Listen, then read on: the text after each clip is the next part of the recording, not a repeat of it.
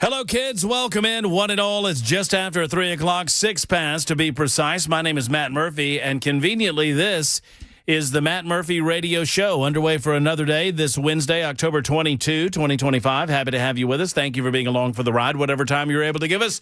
We are certainly appreciative of that. We're on for 4 full hours. That's 240 minutes of broadcast excellence, and I hope you're here for every single minute of it. If not, give us the time that you can. It's episode 908 of our gatherings together today, and it's going to be a great day. We're going to do things a little bit different on the front end.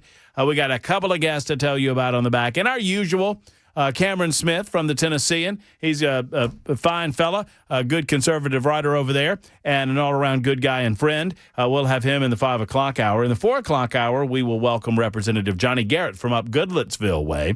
You know, Johnny not only is representing that area of the world in the Tennessee General Assembly, he's also running for the 6th Congressional District seat that will be vacated by Representative John Rose when Representative John Rose, or as Representative John Rose, is running for governor for the state of Tennessee. He can't run for both, obviously. So with that in mind, oh, hold on. I did something wrong there. With that in mind, Johnny's running for that seat, and there are a number of other people running for that seat. But we're going to talk about some of the activity happening in Sumner County last night. We discussed it a little bit late into the program yesterday.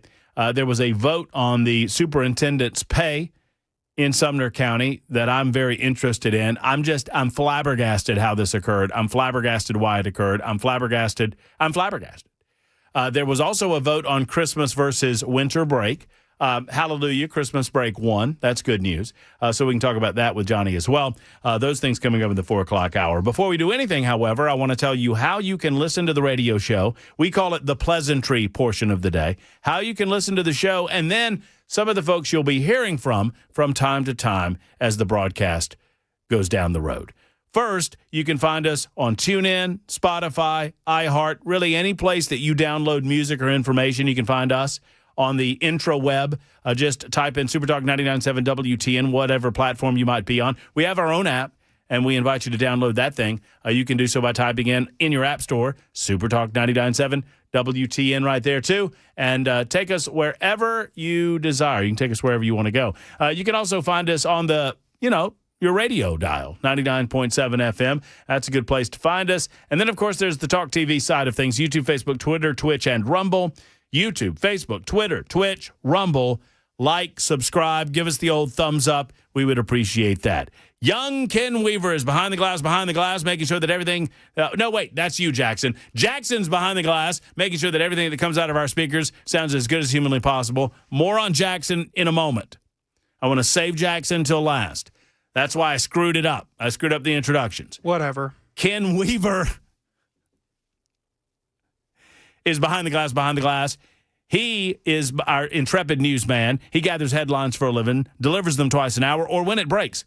Ken Weaver, I have a question for you. Is your day going better than Jackson Williams? I thought you would say that. So let's go ahead and talk about it. We're a family, Ken, and as a family, I feel like you and yours truly and the listening audience, we all need to gather around the radio and support our brother, Jackson Williams, who's having a bit of a bad day.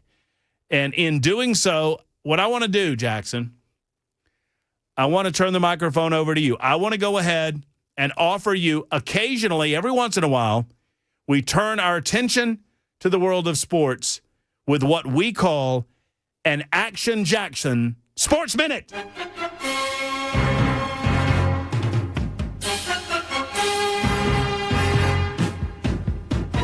And now, oh no.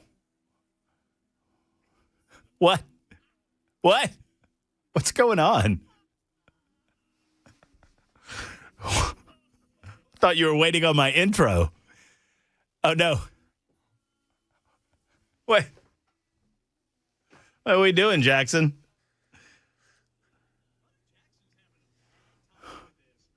Give you a little phone light.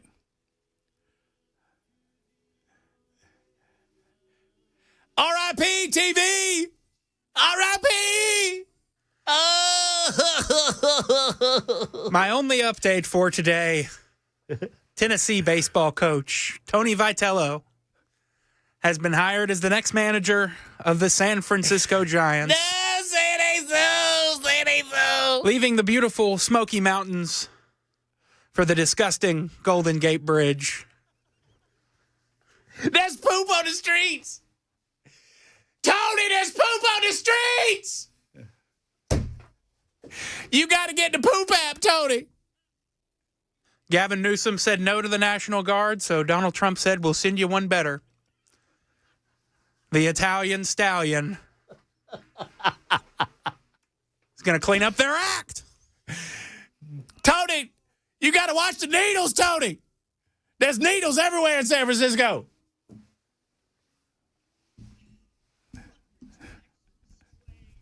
Oh, man. He's not on the YouTube. Come on, Jackson. Oh, man. This is almost making me feel bad for you. This will be the only contribution I make to today's show. I am my own nincompoop. You can vote for me, 615-737-9986. Because I believed, Ken, that Tony wouldn't hurt me like all the others. Like Lane back in 2009. Who else hurt you? Talk to me. Duly after him, the ever-hated Butch Jones and his interim head coach, Brady Hoke. He never loved you. Jeremy Pruitt's cornbread-loving ass. He didn't love you like Tony. Donnie Tyndall somewhere in there. Did you mention Orange Pants? That was Dooley. Oh, yeah, okay. He said we had the worst shower discipline in the league. I don't know how he knew that. Little alarming, if you ask me, but I hope Tony V's got shower discipline in San Francisco, y'all. I just played that whole song. How you doing there? I'm horrible, buddy. I'm not going to lie. This one hurts. So, Ken, it took me a second to realize, and Jackson said something out on our lovely veranda as we were enjoying the day prepping for this afternoon show, that made me realize Jackson is of an age where he missed the glory that was Tennessee football. The only natty that I have watched with my own two eyes was Tony's. That's what I'm talking about, right? So you grew up loving the Big Orange. You grew up hearing stories about the glory days of the football program and promises that you would get back there. And in the midst of all of that, you had the baseball coach and the baseball team. Now, the team was garbage before you got there? Yes. Tony took over a team that struggled, wasn't really a contender in the SEC. We're just going to, just get it. Yeah. Just keep it going. Yeah, just keep it going.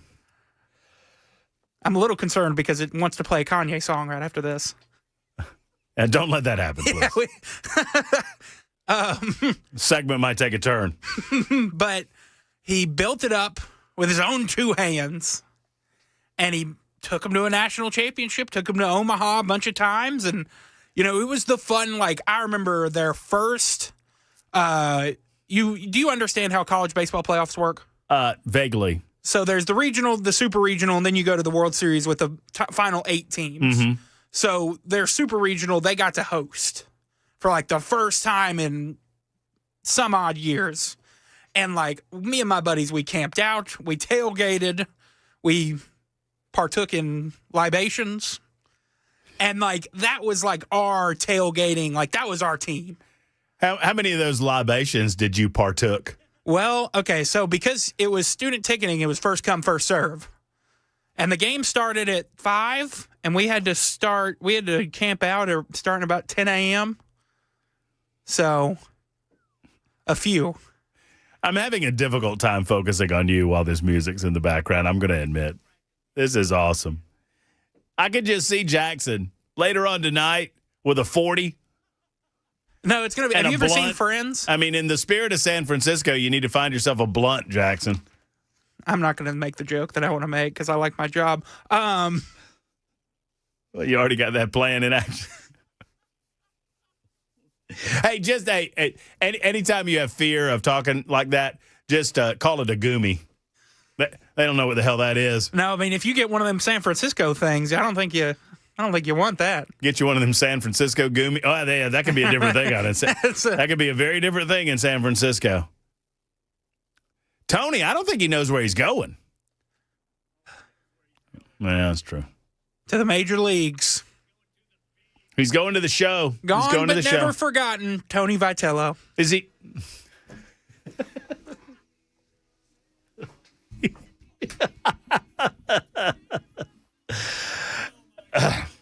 That's pretty good. Oh, man. You going to be all right? I hope you're okay, Okay, Jackson. I'm done now. Are you done? All right. I mean, I'm still sad, and I'm not going to get over it for a while. He was good at recruiting everything. I mean, if you look, he's joining one of his top outfielders, one of his first big recruits. Drew Gilbert is currently the right fielder for the Giants, and Tony's self-proclaimed one of his favorite players he's ever coached. So, I've got some loyal listeners on the super text line offering you some tips, words of encouragement. Jackson, this is good. This is what family does. I'm probably just gonna. Have you ever seen Friends? I've that seen scene Friends. where Chandler's hugging the record and crying. Yeah, I think so. It's gonna be me. I'm gonna have to go buy a Boyz II Men record. Well, you could. I mean, I'm assuming based on this, Tony. What's his name? Vitello. Oh, come on, man. Tony Vitello. Love that you have some sort of Tony V plush that you could. I do not. Pull out of your bedroom and I do hug have a on. hat. It doesn't have his name or anything on it. It's just a Tennessee baseball hat.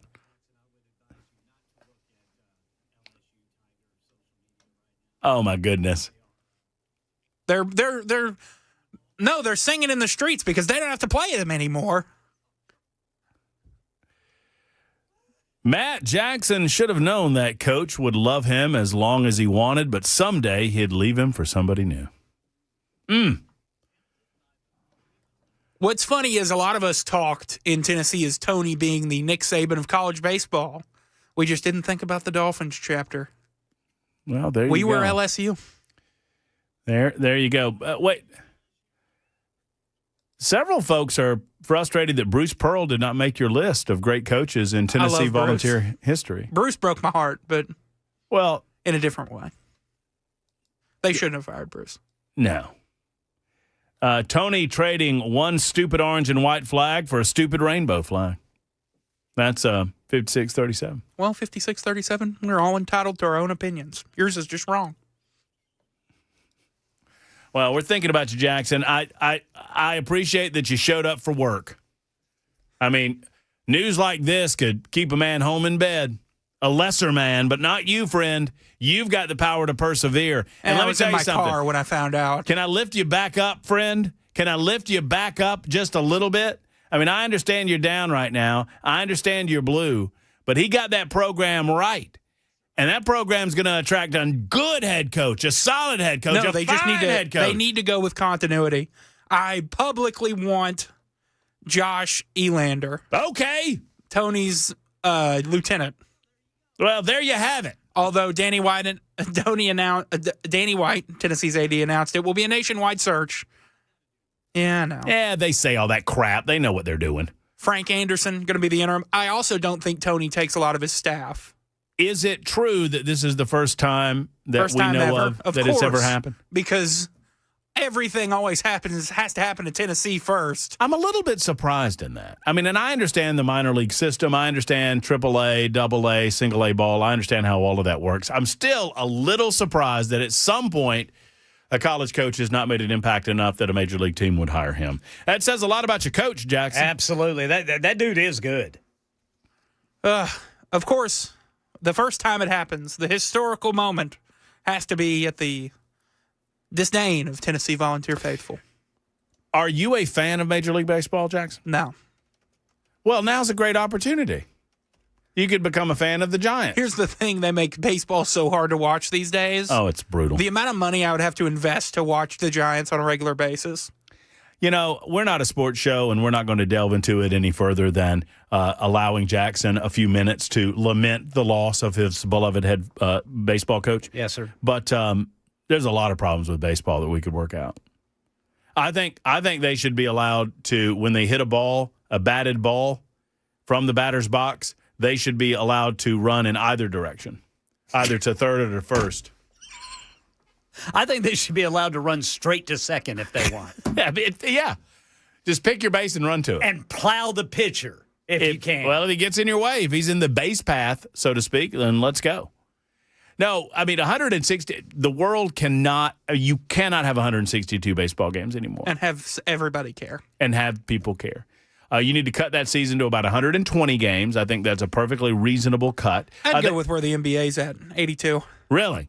Yeah. You would cut it even further. You see, they won't do it because of statistics. Baseball, the old school purists in baseball, they nerd out on statistics, and they like to pretend that every era can be compared statistically to every other era, which isn't true, but whatever.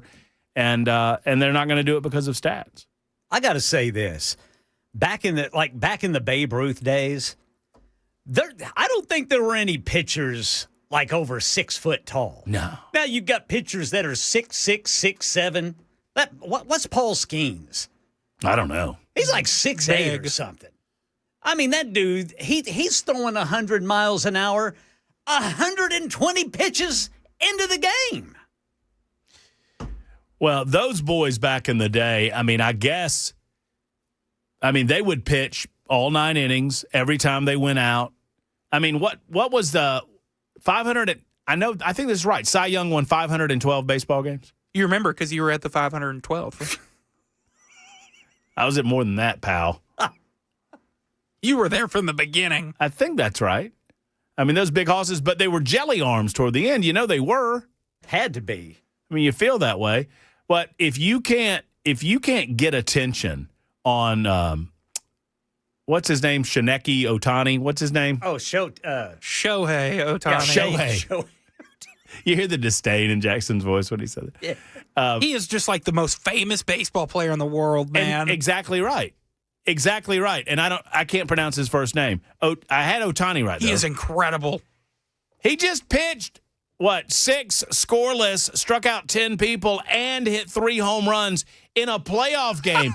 And nobody cared. Not just a playoff game, a clinching playoff game. Think about that. He sent them to the World Series by himself. He was the pitcher and a batter. You understand, this doesn't happen in this world. One was a grand slam.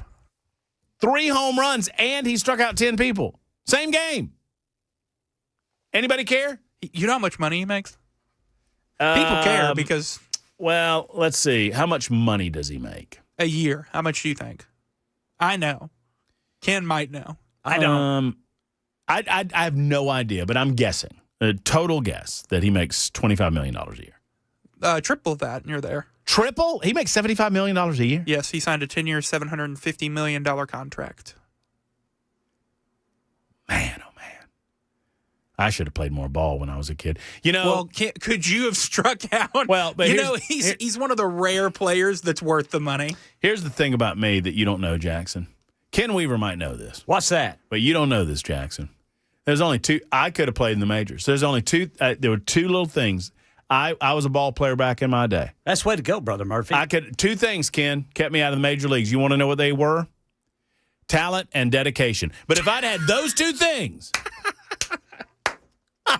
I'm playing in Yankee frickin' Stadium, pal. Woo, yes, Talent sir. and dedication. That's all I needed. That was it, Brother Murphy. You were that freaking I was close. that close to a major league career and $75 million a year.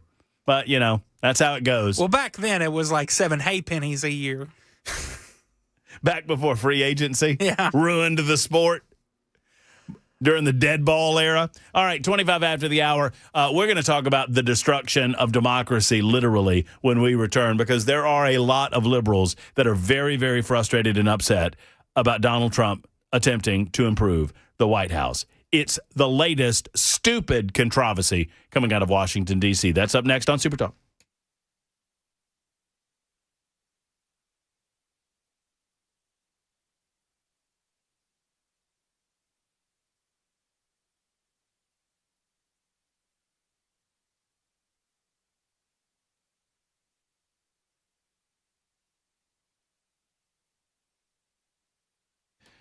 You know, sadly, there are men in the listening audience that are suffering in silence, right? They want to pretend that it's 1975 and it's not 2025. And what am I talking about? I'm talking about vitality. I'm talking about feeling like yourself. I'm talking about getting back right in the bedroom with the Tennessee Men's Clinic. Guys, these types of things like ED can wreck your confidence. Do you know why? Do you know why it's happening to you? If you still have the want to and you don't have the can do, it's time to contact the Tennessee Men's Clinic because these things can impact your relationship, your mental health, and even your sense of identity. There's good news with real help.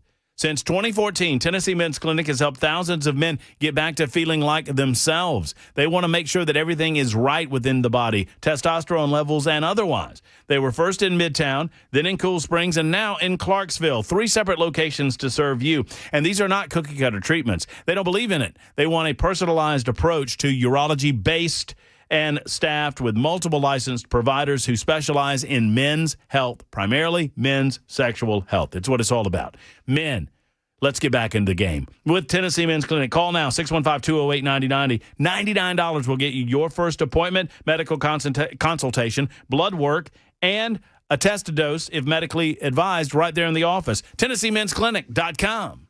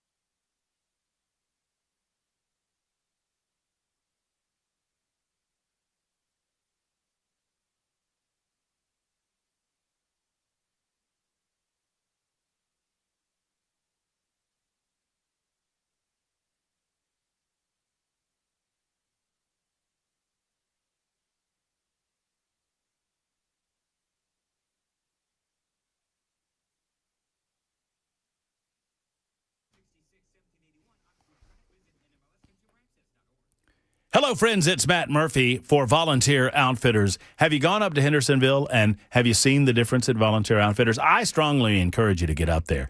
It is hunting season. Fall hunting season has come, and it's time to get outfitted with Volunteer Outfitters for everything for the outdoorsman in your life or in your family. And they can do it at Volunteer Outfitters for all of those fall seasons and into the wintertime. They can help you out with any and all of your outfitting needs. Plus, football season, we're in mid-stride, right? We're at halftime or a little bit beyond, but they still have great gear for the team of your choosing at Volunteer Outfitters. Plus, they've just got about anything that you can imagine and not at these Nashville prices. They've got them at better prices. All you have to do is go see them. I'm talking about Banded. I'm talking about Drake, Huck, and so many other brand names that you've come to know and love from an outdoor perspective. They also got Orca brand coolers and other items for you and the family. Let's get to Volunteer Outfitters together, shall we? Hey, you know what today is?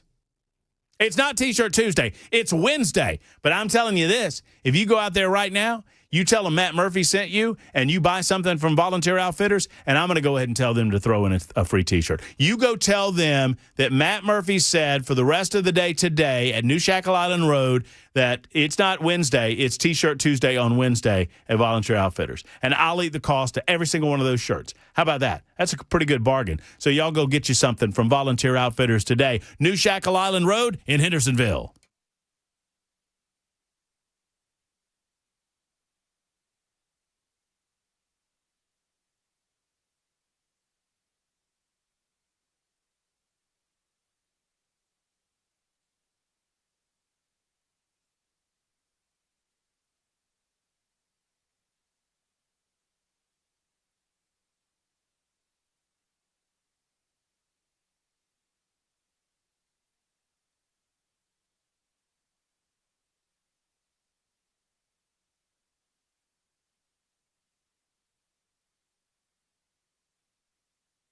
I'm Ken Weaver with your top stories. Got the full forecast and traffic in 5 minutes. Tennessee leaders calling for full funding of a measure to keep students safe. This is on top of what the legislature has already accomplished. Here's Channel 4's Joylyn Buchaback. Advocates with Make Our Schools Safe Tennessee joined with lawmakers today right here at the state capitol, pushing for more safety enhancements. They're wanting to see Alyssa's Law fully funded, which is expected to take about $16,000 per school, according to lawmakers. So the goal is to equip every public elementary and secondary school building in Tennessee with silent panic alarms that are directly linked to local law enforcement. The Trump administration's conducted its 8th military strike on an alleged drug smuggling vessel, this time in international waters in the eastern Pacific. This is west of South America. The 7 previous attacks had been in the Caribbean. And here at Tennessee, Vols baseball fans dealing with the loss of head coach Tony Vitello, who is headed to the big leagues to manage the San Francisco Giants. Here's a Vols fan who attended yesterday's spring scrimmage, whom Vitello apparently gave an autographed baseball. You know, never know. As a Tennessee Vol, it might be the last ball he ever throws out to anybody. So I'll cherish it, and I'm supporting him whatever he does. Vitello led the Vols to their first national title last year. He compiled more than 340 wins in 8 seasons. It's Christmas break, not winter break in Sumner County. That's what the school board voted after some debate last night. This is school board member Stephen King. This needs to be called Christmas break because that is what it is, and everyone knows that's what it is. It's the reason there is a break in the first place because of Christmas. Well, the term had been winter break for more than 30 years until that was changed to Christmas break last year. You had a couple of members there on the board that were worried people who are not of the Christian faith would get their feelings hurt. There was a compromise proposal to label it Christmas/winter break, but that failed. So it's going to be Christmas break for at least a second consecutive year. That's the latest news. Traffic and weather next. I'm Ken Weaver, WTN News.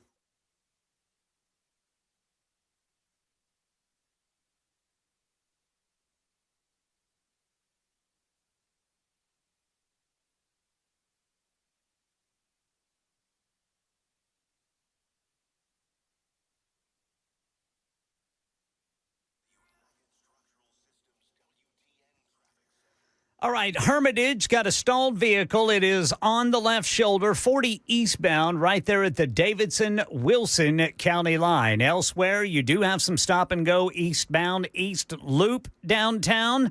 I'm Ken Weaver.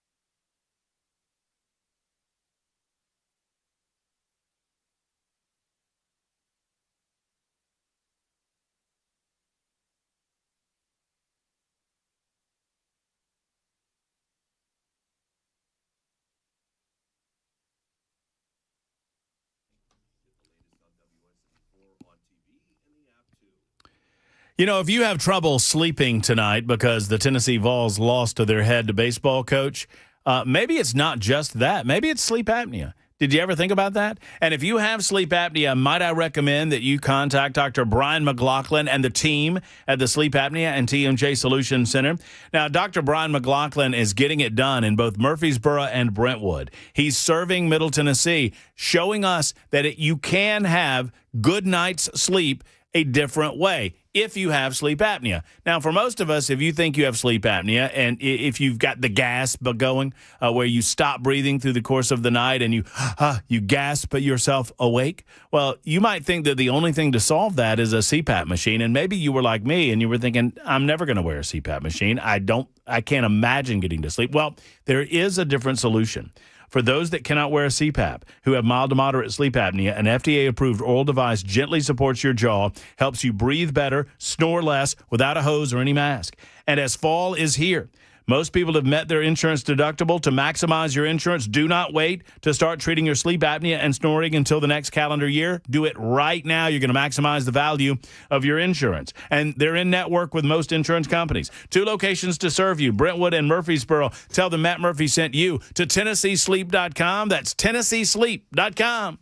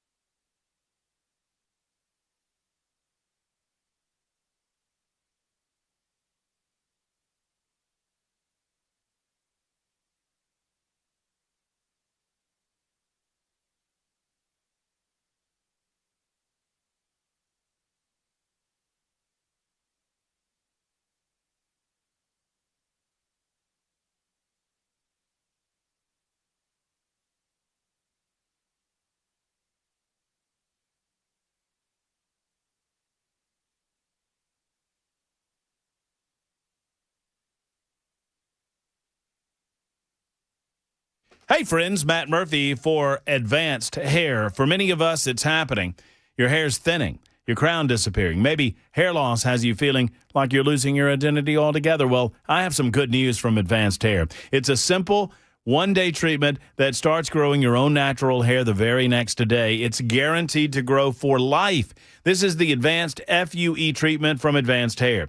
Now, we've all seen the pills and the lotions that come with monthly subscriptions, and they might help you retain what you have, but they cannot help you regrow what you've lost. From Advanced Hair state-of-the-art facilities to their world-class doctors, it's not maybe your hair will regrow. It is guaranteed that your new hair will grow. You decide how much, how thick, and where. It's why Advanced Hair has changed tens of thousands of lives. It's why I recommend them. For your free consultation, $250 off and 250 free hair grafts. Call 629-348-HAIR, 629-348-HAIR, or online, advancedhair.com. That's advancedhair.com.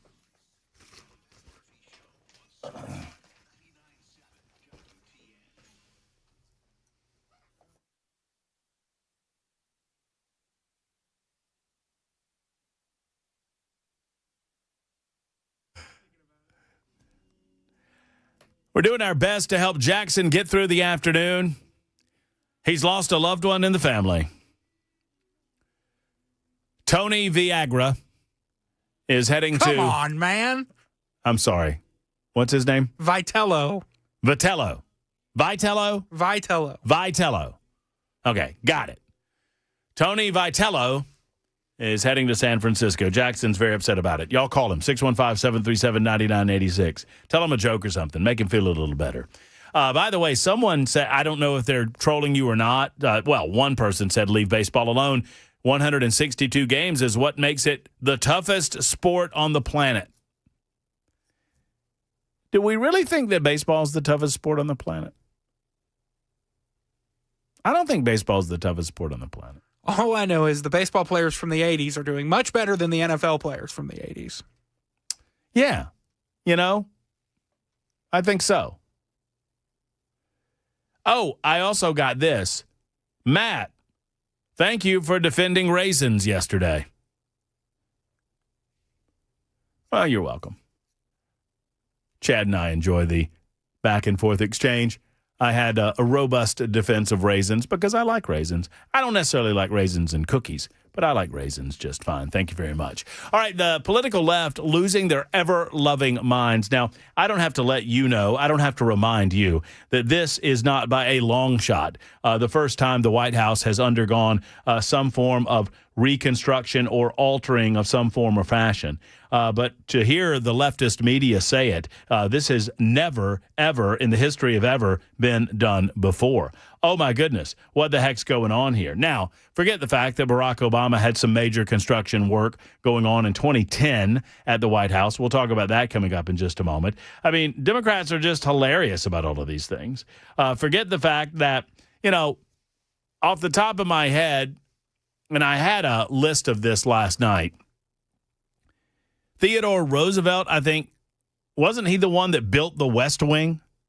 I think that's correct. Franklin Delano Roosevelt built the East Wing and put a pool in there.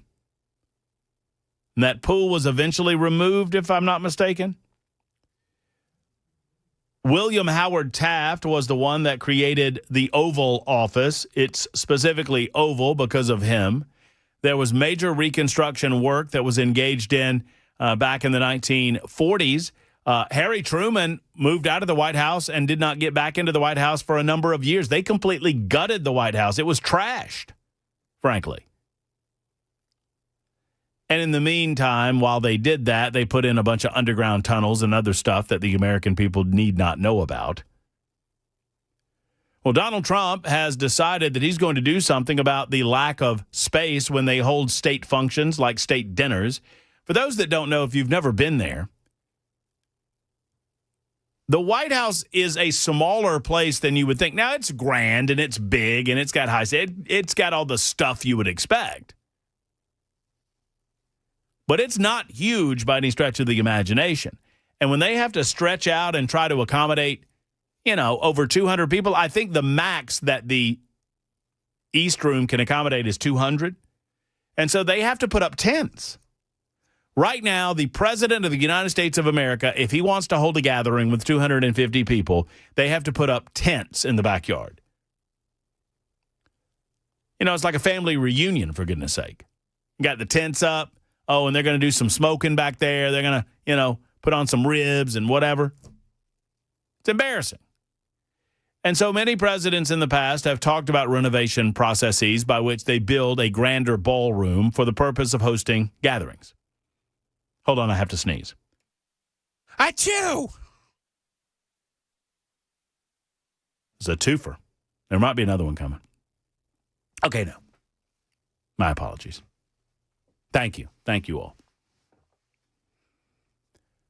So Trump announced last July that he was doing something about it, and he announced that he was going to move around the appropriations process so as to get this thing moving along, And he said he would pay for it himself. The $250 million price tag or thereabouts is going to be taken care of by Donald Trump.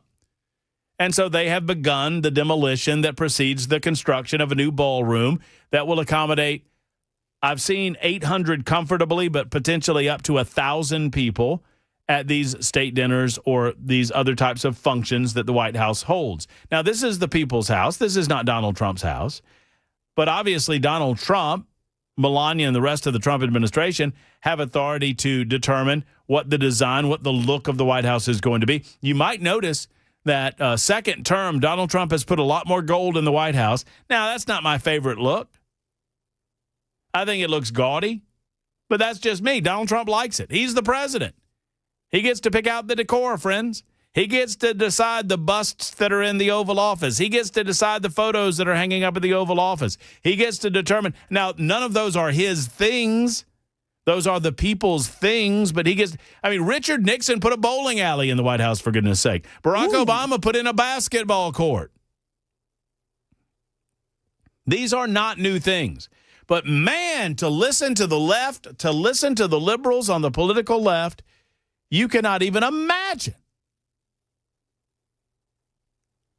It's like they're going nuts about what they call the literal destruction of American democracy.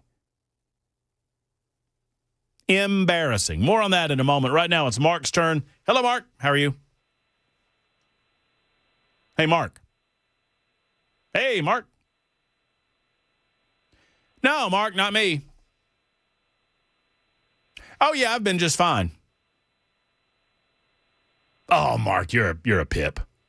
Actually, I don't hear anything that Mark's saying. I was just making up a one-sided conversation, trying to convince people that it was on them. Mark, call us back, buddy. Bonnie is next up. Bonnie, thank you for calling. How are you? Oh, I'm a little ticked off. Uh-oh. Well, what I've noticed, I did vote for Donald Trump. Don't mean to step on any feet out there, but I might just do it today because I'm a little ticked off. All right. I've just kind of noticed when the Republicans are in office, prices go up. And Donald Trump has done nothing to get the food prices down. And the gas has gone down a hair. But he stood there and preached about the apples. He's going to get the prices of the food down, and he hasn't done it. So, long story short, I had to take my dog to the vet this morning. I think he's just got an urinary tract infection or some type of infection there. So his urine's dark, so, kind of a yellow color and mustard color. So I take him to the doctor. They said that something about something's high in his urine. So they said it's either the liver or the blood, so it come back as the blood. And they did some blood tests. Urinary test was $40. So you can't tell me this other test is going to cost about $400 or $530. The whole thing was $573. So then I got ticked off, went to a restaurant in Lebanon, Tennessee, a gondola. And when I go back to eat there, I am going to just have water. And I always have tea. Their tea's real good, but today it was weak. So I asked for a mellow yellow. So I never had a refill of a drink. So we got ready to go. Our bill was $51 and something. Got ready to go. And I asked for a drink to go. And I didn't want the mellow yellow. It was weak. So I wanted a Pepsi. She said, I'll have to charge you for that. So an $8 tip, $51, and they're going to charge me for a refill. Mountain Dew, mellow yellow, same thing, Coke. It's like, damn, what's next? Bonnie, I'm a little confused. Does the latter portion of your commentary, I mean, you're not blaming Donald Trump for that. Let me tell you something. I'm sick of these rich people. I need to just let my hair down. Okay. I am so sick of I'd be nice on the phone. No, you can just lay it down there where the goats can graze on it, Bonnie. I would love to, and I'm ready. The rich people just look down on the poor people like me. And, I mean, I'm no better than another poor person or another rich person. I look like I got money, but I don't. I mean, when you go to a restaurant, they give you a refill to go. So, if I had a tea, they always give me a tea to go. They don't charge me. So, a mellow yellow, they don't charge you. So, because I want a Pepsi, you're going to charge me $3.50 to get a drink to go. I'm about ready to vote Democrat because I just think the Republicans are just too damn high fluty duty for me. You're going to vote, so you're about to get ready to vote Democrats because if I heard you correctly, Republicans are too damn high fluty tooty for Bonnie. Fluty duty. Oh, fluty duty. Pardon me. Yeah, I mean, and I'm not trying to be funny. I might sound a little non-educated. I am. Anybody want to call in and talk about me? Go ahead. Shoot for it, baby. I ain't educated. I look like I am. Well, Bonnie, I think I can help you on some of this stuff. I think you and I can work some of this stuff out verbally. Well, what are we going to do? Okay, so, those businesses that want to this business that you got charged for the refill. Yeah. Had you been there? Had you been there? We did not get charged because I told her, no, I didn't want to get charged. So next time I go in, I'm going to go in probably. Wait, so you did? So you did? So you didn't get charged for the Pepsi? Hell no, I didn't get me another drink. Oh, so you told her you canceled it. Yes, I did not want to get charged for a refill to go. Well, it wasn't a refill if you hadn't had Pepsi before. Look, they give you refills after refills as you sit there and glut. I had not even had one refill. Because you didn't like the Mellow Yellow. I heard you. Yeah, it was weak. Yeah. Weak. Weak, Okay, kind of a weak face. Bonnie, what does this have to do with the Republicans and Donald Trump? Because it just seems like when the Democrats are in office, it just seems like the people that run these businesses, the private owners, that they don't gouge people as much. Really? To me, that's how Okay. Well, let me speak to gasoline prices for just a moment. Gasoline prices are down 11.7% compared to this time last year. And I think I saw this morning where nationwide gasoline prices are as low as they've been in 4 years. Well, look, cheapest prices of gas is up here in Franklin, Kentucky. Portland and Franklin, Kentucky. They got pretty good gas prices. All right, secondarily, hold on. I'm just trying to throw some info out at you. The current, as of September, inflation rate was 2.7%, which was above the 2% target. Obviously, we all want to see food prices go down. I'm not a good person to speak to food prices because I frankly don't know. I don't do a lot of the shopping. And I honestly, Bonnie, call me highfalutin if you want to, but I don't pay a lot of attention sometimes to what individual prices are from this visit to the next when I do go to the grocery store. But maybe somebody else can speak a little bit better to that. But I fully understand that, prices aren't where we want them to be, but they are certainly better than they were when Joe Biden was president. But my question to you, and I've got to ask it really quickly because I got a break to take. All right. What specifically do you want Donald Trump to do about these prices? I want him to do what he said he was going to do in the very beginning. I tell you what I like. I like that he's got the balls to stand up there and do something about these wars and the people that's illegal and stuff like that. I like that, which I didn't like that about Biden. But, I mean, this thing about the food, come on, man. We have to feed our children and animals have, damn things are going up. I mean, but before you know it, you won't be able to go out to eat anymore. Well, who wants to really go out to eat at those Well, places? I get it. Bonnie, I look, all I can do is tell you I'm going to get some response from this telephone call. Your telephone call has left me in a way that I do not often find myself, and that is gobsmacked, speechless. I'm like Jackson Williams when he found out that Tony Bonalucci was no longer going to be the Tennessee baseball coach. Oh, geez.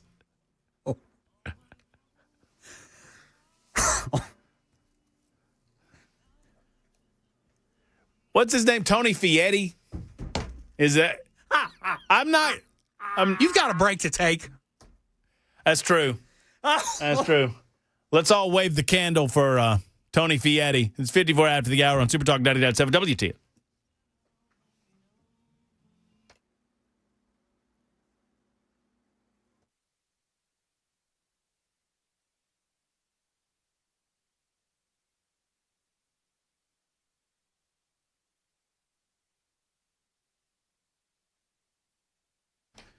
Hello, friends. It's Matt Murphy, and I want to talk to you about Grace Point Healthcare. Grace Point Healthcare is truly modern medicine delivered the old-fashioned way.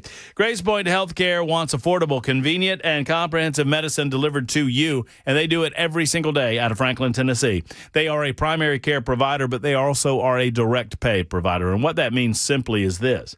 They don't want an insurance company getting in your way of your relationship between you and your doctor, and they sure don't want pharmaceutical industry for doing that, and so they don't allow it to happen.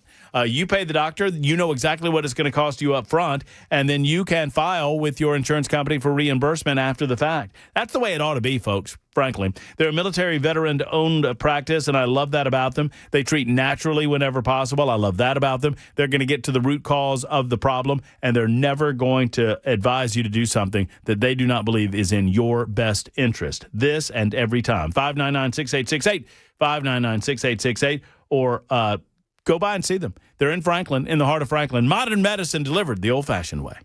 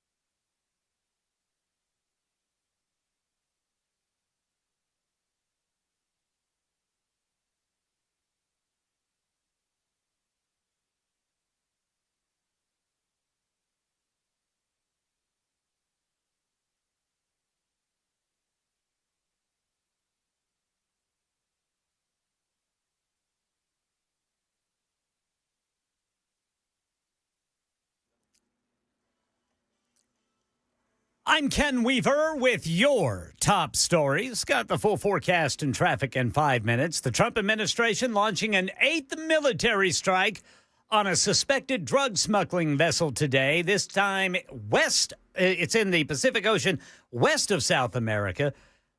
Pete Hegseth, Secretary of War, says it killed 2 people. Channel 4's Joylyn Bukovac says lawmakers want to fully fund Alyssa's Law, putting silent panic alarms in every public school building for increased safety. Senate Majority Leader Jack Johnson and Representative Ron Gant, who previously sponsored a pilot program for that law, say that they're continuing to push for more funding statewide to enhance school safety.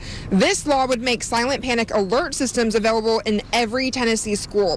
That way, teachers and staff can instantly contact law enforcement in an emergency. Yeah, so Alyssa's Law, named after Alyssa Al-Hadaf, a 14-year-old student who was killed in the 2018 Parkland school shooting in Florida.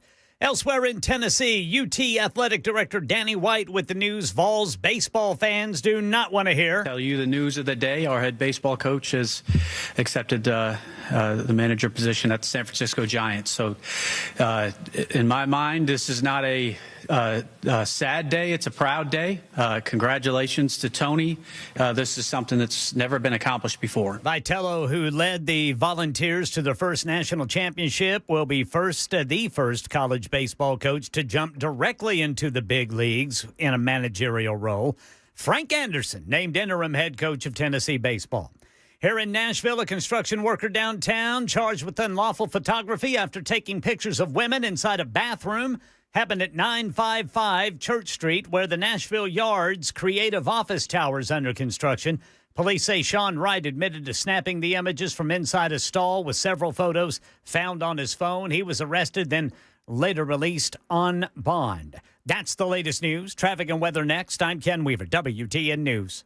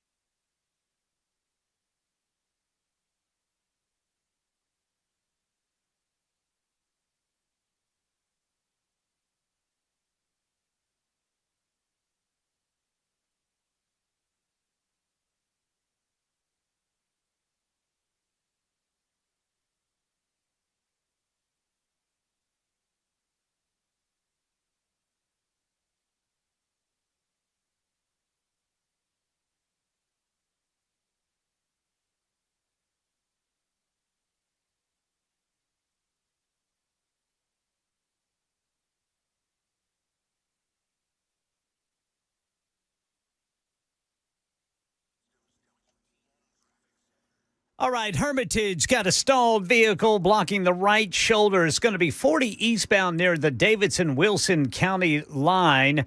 And in addition to that, we do have the usual stop and go, and I mean complete stop and go at times. Eastbound South Loop over to 65, then eastbound 24 beyond 440. I'm Ken Weaver.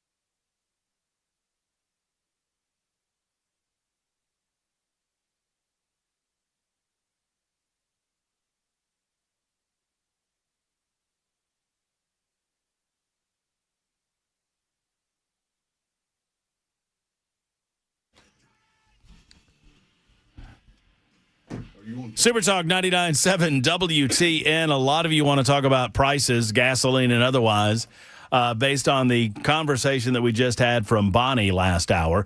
We'll get back into that coming up in the next few moments. But for a couple of minutes, we're going to speak to our guest in studio. His name is Johnny Garrett. He is a representative from the Goodlettsville area. He is also running for the 6th Congressional District seat being vacated by Congressman John Rose, who has decided to run for governor, and that opens up that seat. And Johnny threw his hat in the ring some months ago. I don't know exactly how many. And I just realized something. You got people.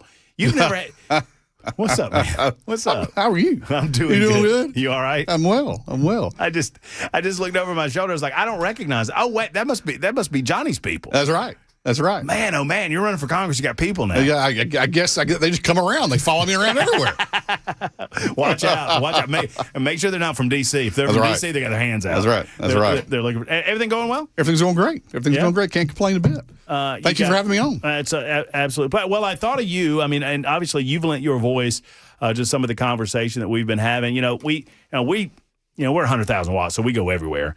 And we try to hone down to some of those issues of a local nature that matter, because I think this issue matters more than just Sumner County, because I think these things are going on not just all across the state of Tennessee in these various areas, but all across the nation.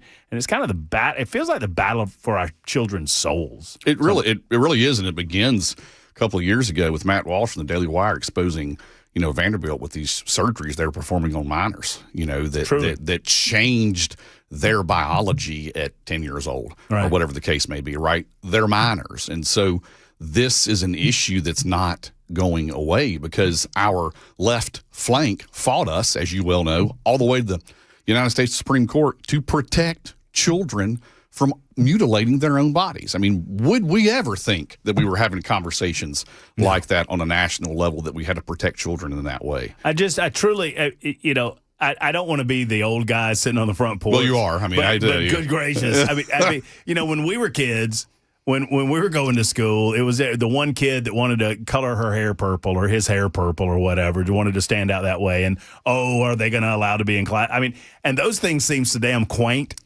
now. And we're having conversations about kids having their bodies mutilated and whether that should be legal. And most common sense people look at that and go, hell no. Of course it shouldn't be. That's right. And so where does this start? What happens with this? And that's why I think with this, Sumner County Library Board that seems to be the topic of the past couple of days is so disturbing, because it starts in our libraries. I mean, you were talking earlier that, back in our day, if we were doing a paper or something for school, you didn't have the internet. You didn't have Google. You didn't have Wikipedia to go source your information. You either had an encyclopedia or you went to the library, right? And that gives things certain credibility, what's in that library. And we are having children's books that says it's okay if you're a 6-year-old running around and you want to be a girl and you were born a boy.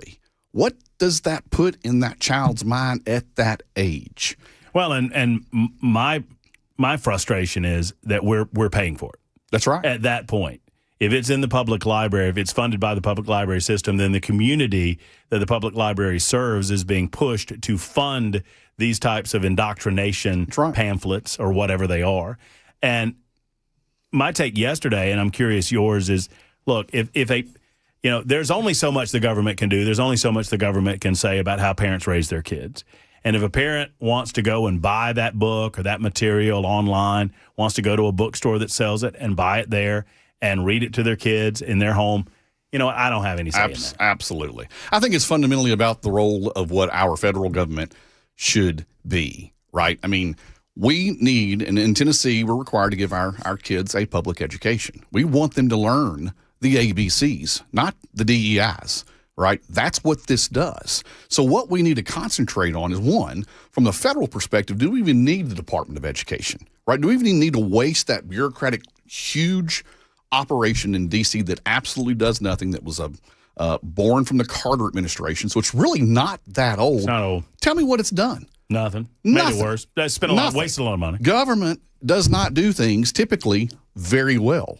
And we are encouraged or required to make sure we provide them a good education. That means we give them what's simple, right? Let's give you the ABCs. Let's give you the 2+2. There's no reason to bring in this indoctrination and say you also need to learn the DEIs. That's absolutely crazy. That's what's happening. Well, and there are some that are suggesting, because this is the public library system in Sumner County and not the school library system. Which, That's right. You know, That's right. And I got confused on it yesterday, and I had to repair my confusion. But even that happens frequently, doesn't it, man? I mean, I'm glad you can repair it so easily. I'm glad we're friendly enough now that you can start taking jabs. That's good. Right. That's good. Y'all just wait till he starts getting some competition in that 6th district. We'll get him back. No, I'm just kidding. So, I mean, so in the public, so people say, well, why wouldn't you just have these books there and make them up? No, we make decisions about materials in the public library system all the time. We're not going to allow materials that are contrary to the community standard or community beliefs. We're not going to allow materials that potentially would be harmful for individuals that got their hands on it. We're not going to, for example, and this is an extreme one, we're not going to put a book in the public library that tells you how to make a bomb. We're not going to do that. Well, how different is it than to put something in a child's hands that they can get their hands on, to tell them that this type of body type mutilation prior to their age of majority is okay? I look at it the same way. Exactly. I mean, like I said before, it starts somewhere, right? We've looked at the violence that we've seen across this nation with the Charlie Kirk assassination. What is wrong with each shooter that's part of that assassination, or the things that we've seen over the past couple of years? They've been trans for the most part, or they've had those tendencies. Where do they find that? Where is it? It should not be taxpayer funded. We should get those materials out of our public libraries. They're inappropriate, especially for young folks 7, 8, 9, 10 years old. So it's my understanding, and I had to catch up to this issue, and my colleague Chris Hand was much more on top of it than I have been with regard to the nuts and bolts of it. But it's my understanding that there's 9 people on the library board, and there's been a missing person for a while, and so there's been an 8 vote status, and that the votes have been fairly split between the more conservative members of the board and the more moderate, to say it nicely, members. And there was an effort, it's my understanding, in Sumner County to reduce the numbers on the board to 7, which would have given those that are supportive of this type of material in the library system a majority vote.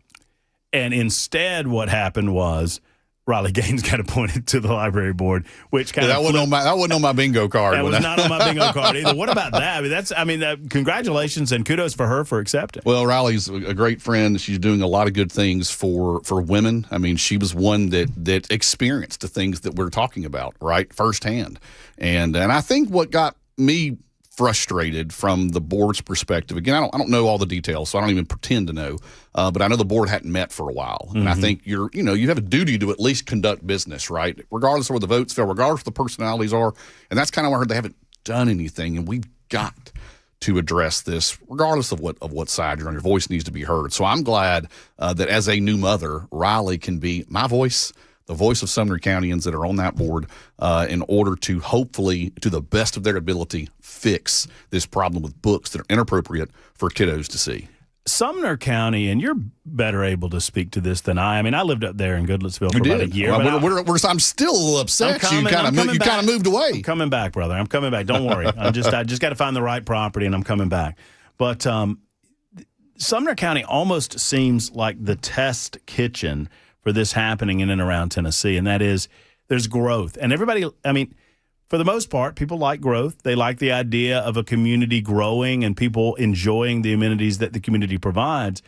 But the people of Sumner County that have been there a long time, they also want to protect that which made Sumner County great. And they don't want to become some of these communities that, in their opinion, have overgrown with, in some cases, these cookie cutter type neighborhoods and whatnot.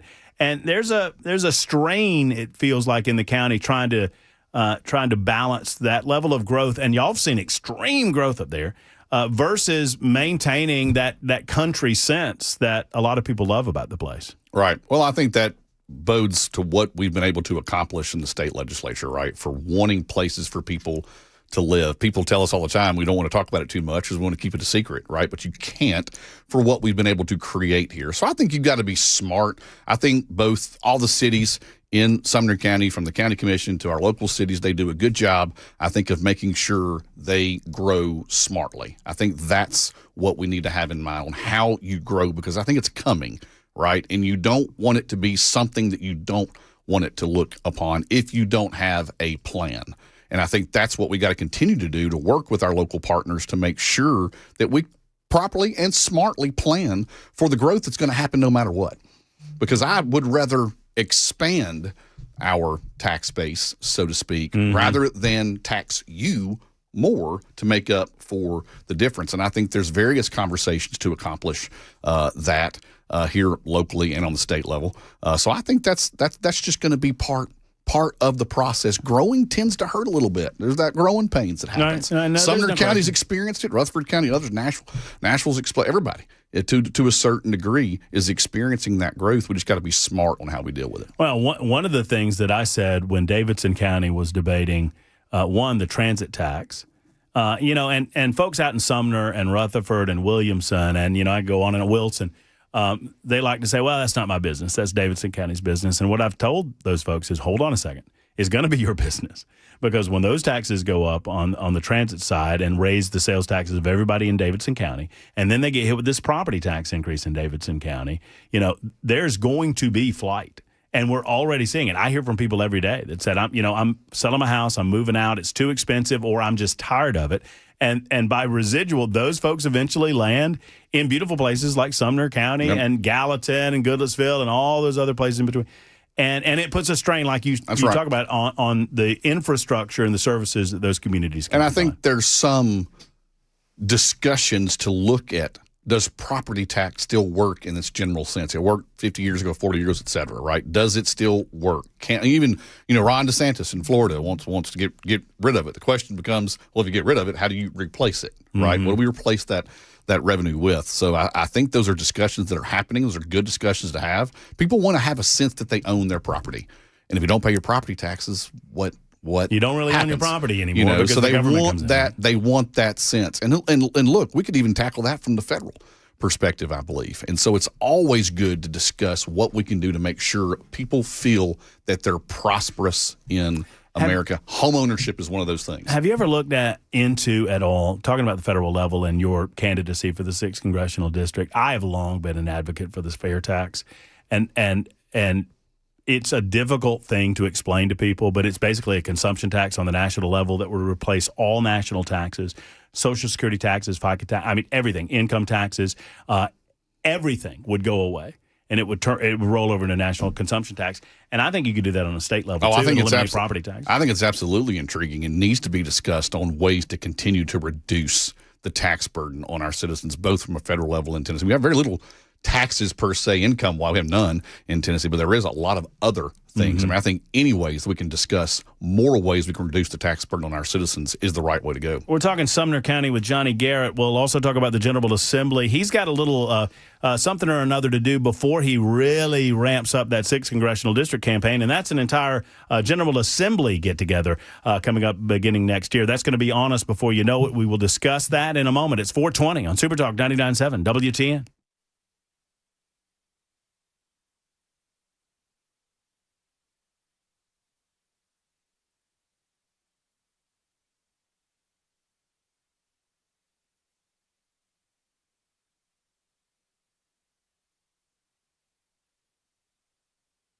Hey, friends, Matt Murphy for Cover Nash. Shane Ring wants to disabuse you, if you will, of this notion that you have to wait until, quote-unquote, open enrollment to do something about an insurance policy that you're not getting the most out of or that you're paying too much for. It is not true. You can make changes in your policy.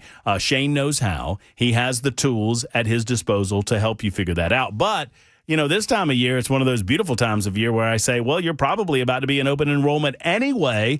And for that reason alone, you should contact Shane Ring in Cover Nash and find out if he has the right program for you. And I can promise you this, he does. He shops, I think he told me, over 70 different insurance programs and plans. He does not work for any of those insurance programs or plans. He works for you. So in that regard, he becomes your concierge. He's done it for me, right? He's not designed to sell you a particular program to make money on that program. He's designed to help you find the best program for you, to get you the best coverage for you and your family, of course. So if you're tired of confusing health insurance that feels like a mathematics exam, if you're tired of surprise bills and fine print that bites you on the rear end when the time comes to pay up, it's time to get with Shane Ring and Cover Nash. Go to covernash.com, covernash.com, or 615-465-0023, 465-0023.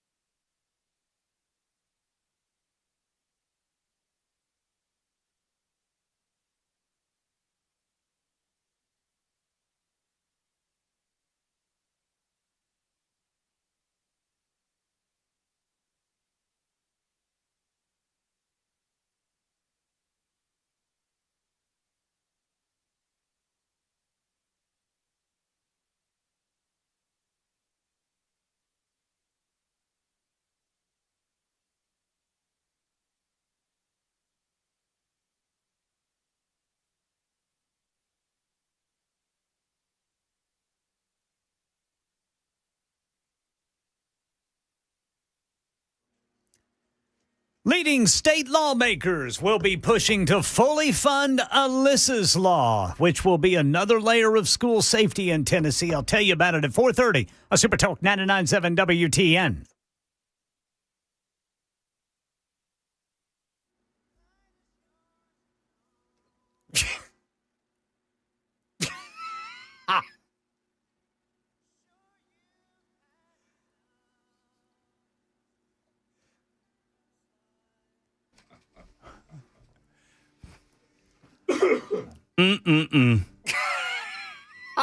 Dang, Jackson.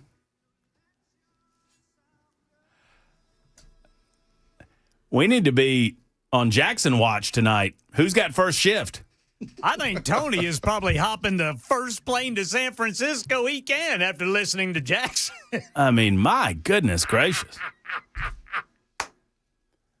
Johnny Garrett is a proud Tennessean, and he is a proud graduate of the university. Oh, yes. Johnny, can you offer any words of solace to young Jackson, who is in his mid-20s, And it happened again. They took the coach again. They took he feels like they took his coach again from him. And really the only, and I'm not trying to give a backhanded slap at the football team. I'm just saying the only winning the man's known all his life, just packed up his bags and moved to San Francisco. Johnny, do you see what I have to deal with on a daily basis? Just being real. I feel sorry for you. I really do. I really do. Just being real, but any words? I mean, is there anything that I have full faith in Danny White that he's going to get a knockout coach for our UT Volunteers. Full faith in Danny White. There you faith in our athletic director. He is going to be the man. How about that? To come up with our next phenom coach. At least that's what I hope. You know what he said during the press conference? And this is impressive with adding Tony Vitello. They went from a $3 million budget to a $14 million budget. Ooh. Whoa. Woo. So the baseball program? Yes. They got the bank to find another coach. Oh, yeah. They got the money. They're going to find it. They'll be They're going to find them. They're going to find them. I have full faith. Full faith. We're going to be rocking. Go Vols. Go Big Orange, y'all. I'll be all right. And you sound good saying that. You look good and you sound good saying that. I told Jackson yesterday, y'all win all you want in baseball. I don't care. I don't give a rip. Matt doesn't even know his name. I couldn't name, if you gunned to my head, I couldn't tell you the head coach. My understanding is Glenn was here and he broke this chair. I'm about to break the other half on is there, you got anything on your mind? General Assembly comes before, obviously you got a task ahead of you as a representative of your district prior to really getting the way. I know you're already going. Don't get me wrong. The 6th district race is ongoing, but are you excited about the General Assembly? I am excited about the General Assembly. It's sort of bittersweet. I was driving in one day and coming in down James Robinson Parkway looking at the Capitol, and they had 3 flags above it. And the 3rd flag is usually the General Assembly flag, but it was a different flag. But that reminded me this is going to be the last time that I'm going to be coming in and get to work and have the privilege to represent the folks of the 45th District in the Capitol. Look at that confidence, y'all. I heard that. I heard that confidence right there. It is. And so, what I'm looking forward to and what's happened, I think, over the past couple of weeks is, crime has been down here in Memphis. We even have a Democratic state representative that's saying that President Trump's deployment of the National Guard is working. How about that? That now it is something else. And that for what the president has been able to accomplish in his, we are in October, 10 months, and he's been in office, has been absolutely extraordinary. And it's been exciting to watch. That's what gets me excited about jumping in this race, to go up there and help him do what he's doing. Just like whoever thought that, I don't remember the meme, but there were thousands of arrests, violent crimes. The amount of children they've located that have been missing. I think over 50 now. Yeah. Can you believe that? And it's all because not only, I think, their presence, but it's also about, oh my gosh, they're coming for us. People often say, and I'm proud of our Sumner County Sheriff and our police in Sumner versus the police in Davidson County, that you better not do a crime in Sumner because you're going to jail. You probably get away with it in Davidson County. It's just a mindset, right? Don't go to Sumner County, commit a crime. That's what's happening in Memphis. That's what right now. It's all because of President Trump. Well, and the Memphis Task Force and the folks on the ground. Well, no question. Yeah. I feel the same way about Mount Juliet. With some of the LPR technology that they utilize, and most of the people that they catch are coming out of Nashville. I'm like, my goodness gracious, what's so hard about putting those LPRs in Davidson County? As I'm traveling the 6th, I'm hearing that from our sheriffs in our counties, that these crimes, they're coming from Nashville. It's an hour and a half, 2.5 hours across the district. Are you supportive? We talked to Speaker of the House Cameron Sexton about this, and I think he's laying plans to offer the money that would provide some more scholarships under the scholarship bill that was passed. Are you supportive of that? Oh, absolutely. The success of that program is phenomenal, and the more power that we can give back to the parents of this state, of the state of Tennessee, I'm absolutely all for it. It's exactly why, I want President Trump, as soon as he possibly can, to shut down the Federal Department of Education. It's going to be the right thing for the students of Tennessee. That's why I'm running. So absolutely. I think more parents that have the power to decide and they're not, don't have to go out there and win the lottery in case to choose a different school than their zip code dictates, is going to be the best thing to do for these students and these parents. What's the game plan now as you canvass the 6th Congressional District, just to make sure folks know who you are, what you're about, where you're from, and the fact that you're running? Obviously this thing will get going. It'll get breakneck speed by February or so of next year. But what are you doing now to kind of lay those tracks? Well, as I introduced myself to the voters of the 6th District, and you do that. You tell your story. But what I am most excited about and what has been somewhat of a surprise is actually hearing their story. Tell me what you expect out of someone that represents you in D.C. How often do you want to see them? How often do you even want to think about it? Do you support what President Trump's doing? Because I believe his America's First agenda is working for you, but you tell me how it's working for you. That's what I get excited about. Not necessarily, I want them to hear my story. I want them to hear my passion, but I want to hear from them. That's what gets me excited about doing this. Well, listen, I know we'll have you back in plenty of time, probably before the new year, and obviously plenty to talk about in 2026 with the General Assembly coming up and the 6th Congressional District contest. Before that, though, we got to make sure the Republican wins in the 7th Congressional District. Yeah, I mean, people need to get out and vote. I mean, that disparity in the vote count from Democrat to Republican, it's only like 5,000. Little too close. And so, yes, people need to pay attention. And if you have been interested at all in anything I've said, go to JohnnyGarrettForCongress.com. Check me out. There you go. Johnny Garrett, thank you, brother. We appreciate you. Thank you, Matt. You know how much. There's Representative Garrett. We'll be back in a moment. It's time for the news on Superdog.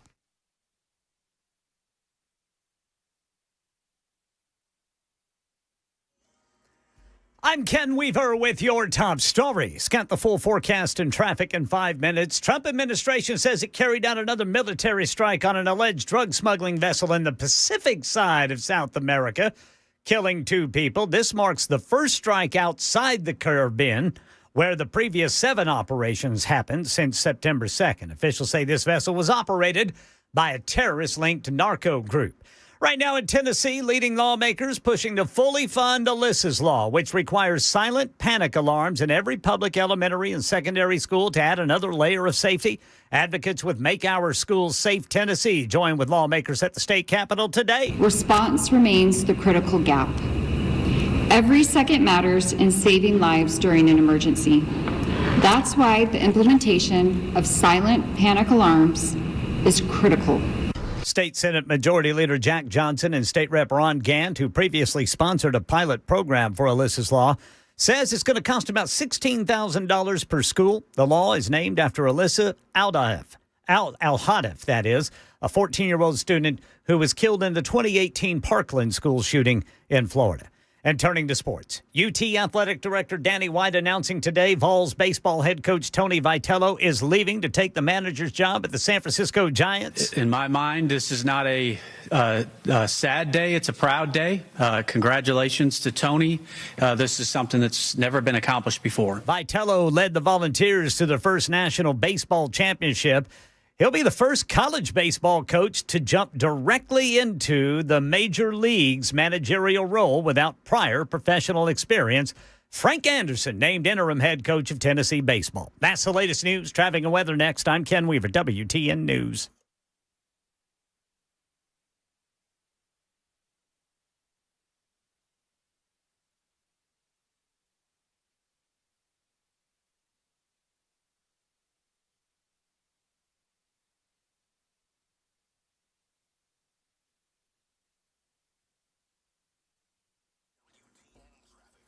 All right, we picked up a crash downtown. It's going to be eastbound, the East Loop, right there at Shelby Avenue. Then in Rural Hill, we got a crash on-ramp partially blocked. This is going to be 24 eastbound from Bell Road. You got a vehicle on the right shoulder partially in the ramp there. I'm Ken Weaver.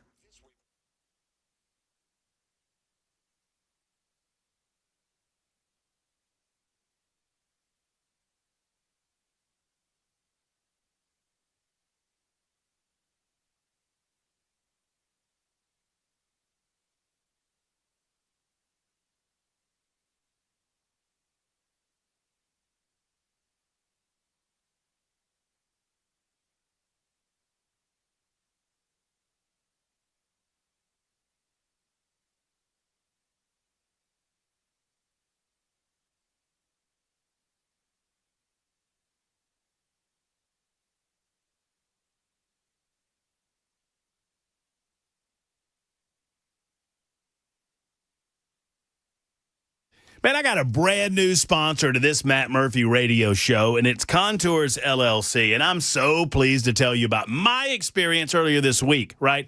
I went to visit Keith and Stephanie and the rest of the crew at Contours. They're located in Cool Springs. These guys are pretty cool. They have a technology that's medical-grade red light therapy. It reduces body fat naturally. Now, I don't pretend to understand all the ins and outs, but I know who does, and that's Keith and Stephanie and the rest of the team, right? And they guarantee this. It's not a matter of if, it's a matter of how much and how quickly. Fat loss with no incisions, downtime, pain, or complications. They're right now running a $99 special, and I would encourage you to participate in this. I did. For me, it was about an hour of your time. Like I say, non-invasive. And with the holidays coming up, ladies or men, right? Christmas parties, family get-togethers, family outings, company parties, all of that. If you want to look your best and feel your best, feel more comfortable in that suit or that dress, Dan has done this, Chad's done this, and now I have done it as well. We recommend Contours LLC. 615-236-9960 for any questions that you might have. 615-236-9960. Make that call today. Do this or go online to contoursllc.com.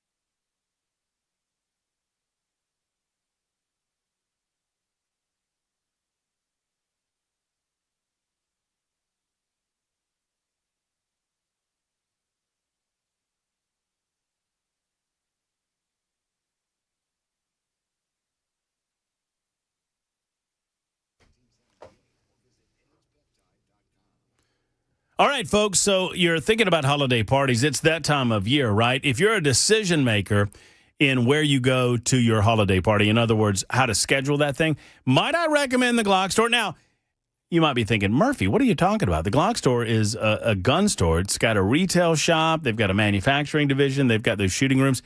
Oh, they also have an area for a party, baby. They've got their party rooms for 10 to 100 people in your party. Plus, with your party at the Glock store, you get a shooting room. One of the Shoot 270 rooms can be dedicated, or more than one if you have a big enough party.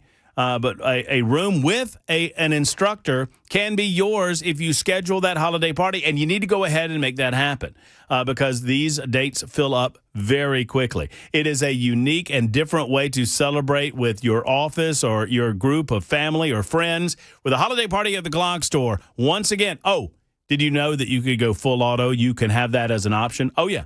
You heard me correctly. With one of their trainers and instructors, you can go full auto. Just ask them about that when you make the call and talk about dates for your party, holiday or otherwise, at the Glock store. Glockstore.com. That's Glockstore.com or Shoot270.com. Minutes away from the airport. Worth the drive from anywhere. It's the Glock store.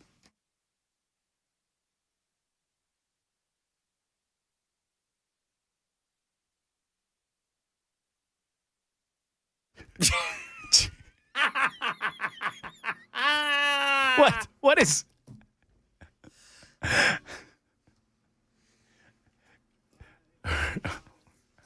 Dang, Jackson.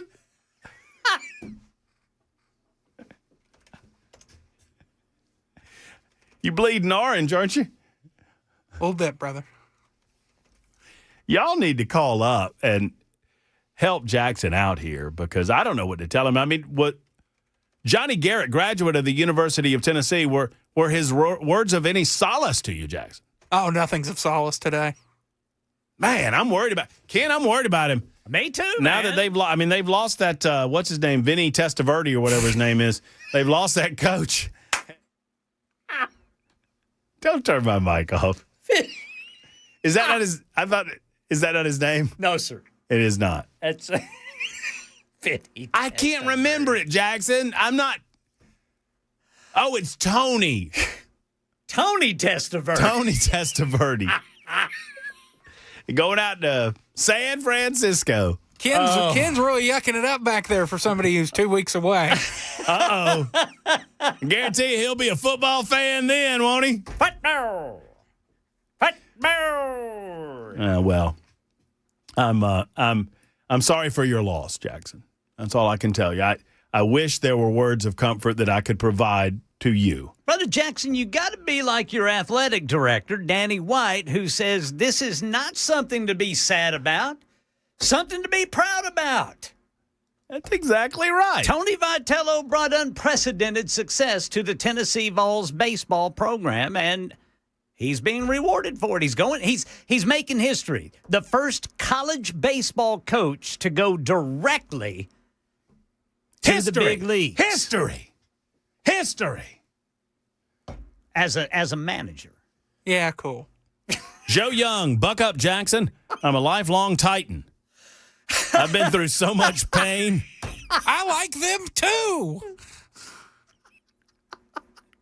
Wait a minute. I've tried to dissect this. I've got some spelling errors in this message. Joe writes, buck up, Jackson. I'm a lifelong Titan fan now. Much pain I've been through, and I'm not even thinking about taking my wife anything weird. What? 4460 wants to know when Dick Vitale is leaving. John says, Jackson, are you 12? Move on. Oh. Jackson is not 12, but, I'm close. It's closer than you think. And that's also the best rendition of that song, by the way. All right, maybe some folks have some words of solace for you there, Jackson. I know we're talking gasoline prices. We're talking inflation. We're also talking about the White House. Ricky is on the line. Hello, Ricky. How you doing? Ricky, I'm great. I hope you are. Oh, I'm just lovely. Talking about the White House, you know what one of the most amazing facts is about it? The original cornerstone supposedly is missing and nobody knows where it is. Huh. I think Hillary Clinton took it on the way out. Jackson thinks Hillary took it. Yeah. And it was laid years ago, supposedly, by the Freemasons. They had special markings on it and all that. You know how they do the little ceremonies. But I just wonder if they'll ever find it. Well, if it was laid there by the Freemasons, you know who my main suspect on that theft would be? A Freemason. A Freemason. Thank you. I agree with you. Mm-hmm. As far as the UT baseball coach, can you imagine how much of a raise? I know UT paid him good, but can you imagine how much of a raise he's getting? I can't knock him a bit. If he can get a team that can whip the Dodgers left and right, hey, I'll buy a hat, a jersey, everything you can name from them. Well, I'll root for the San Francisco Giants long before I root for the L.A. Dodgers. My grandma will roll over in her grave if I ever rooted for the Dodgers. She couldn't stand the L.A. Dodgers, so she called him the old school manager. You remember the old manager back in the 80s and early 90s, Ricky? You know who it was? Yeah. It was Tommy Lasorda was his name. Yeah. Tommy. Yeah. My grandma referred to him as Tony Lasoda. And when I would correct her, she would look at me like I just ate a bug and then go about to tell me how he paid off the umpires. Oh, she was convinced that Tony Lasoda paid off the umpires so that the Dodgers got to beat the Atlanta Braves. Convinced. And you can't tell me that high-dollar pitcher and hitter and all that they got ain't guilty of betting on the game. Well, probably so. He claimed that his interpreter was the one doing it. No. He bought his way out of that. Well, let me tell you something. It is up to our good Tennessee man, that Tony Vitalis, to clean all this up.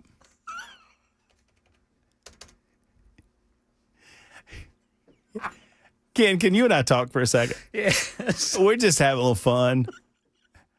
Jackson has not smiled once at any of these. Not man. once. He's upset, man. He really is. I'm just pulling the curtain back. Y'all, every time I say a wrong name, Jackson Williams flips me off. Every single time. And I mean it. Every time. I mean it. I mean, I think we've come up with some pretty good ones. The Dick Vitale one was a little funny. You didn't like Vinny Testaverde? That was a quarterback for the Jets, right? Jets, Browns, something. He went all over the place. He went all over. He's good. He's I originally actually with the think he played Hurricanes, for the right? Oilers. Did he? Didn't he play? He played college ball with the Hurricanes, if I'm not Yes, sir, he did. mistaken. Yeah. Titans legend. Mm-hmm. Don't have many of those anymore. No, you don't. We continue with episode 908 on the Matt Murphy Radio Show. Christine wants to talk about prices. Perhaps someone else can help Bonnie out. Bonnie called me earlier and was explaining to me that prices have not gone down, and she's frustrated about it, ready to vote Democrat, Bonnie said. What do you think about it, Christine? Hey, thanks for taking my call, Murph. I appreciate it. Yeah. Listen, I want to make a couple points. People seem to forget that when Biden entered office, the first thing he did on the first day was shut down our oil fields, jacked up our fuel prices, and in turn, that was a result of the price hike in the food prices that we see in the grocery stores and the restaurants and things like that, because that stuff has to be transported all across America to get to the stores where it's going to. Okay, so it was just a chain reaction. I believe prices are better now, but they will never get back to when Trump was first in office. I really feel like it's come down to that. I had a truck I absolutely love. I had to give up that truck about a month ago. It cost me $85 every 4.5 days, and I finally went down and swallowed my tongue and bought a hybrid, okay? You just got to do what you got to do right now in these times. Trump has only been in office less than a year. You cannot fix anything of drastic measure right now when it comes to the inflation in that time. It took Biden 4 years to screw it up. 4 years to screw it up. Now, here's the point in all this. You got to vote. Don't sit there and say, well, my vote doesn't count. It doesn't matter in the numbers. The hell it does. It really does. Because look at what we got when Biden took office. Now, if you think that was scary, you just wait. If another Democrat gets in that office, or even if Jacqueline Harris was sitting in that chair in the Oval Office right now and not Trump, how much worse will it be? Because I promise you, Miss Bonnie, it will get drastically worse. Now, I think you mentioned Lebanon area.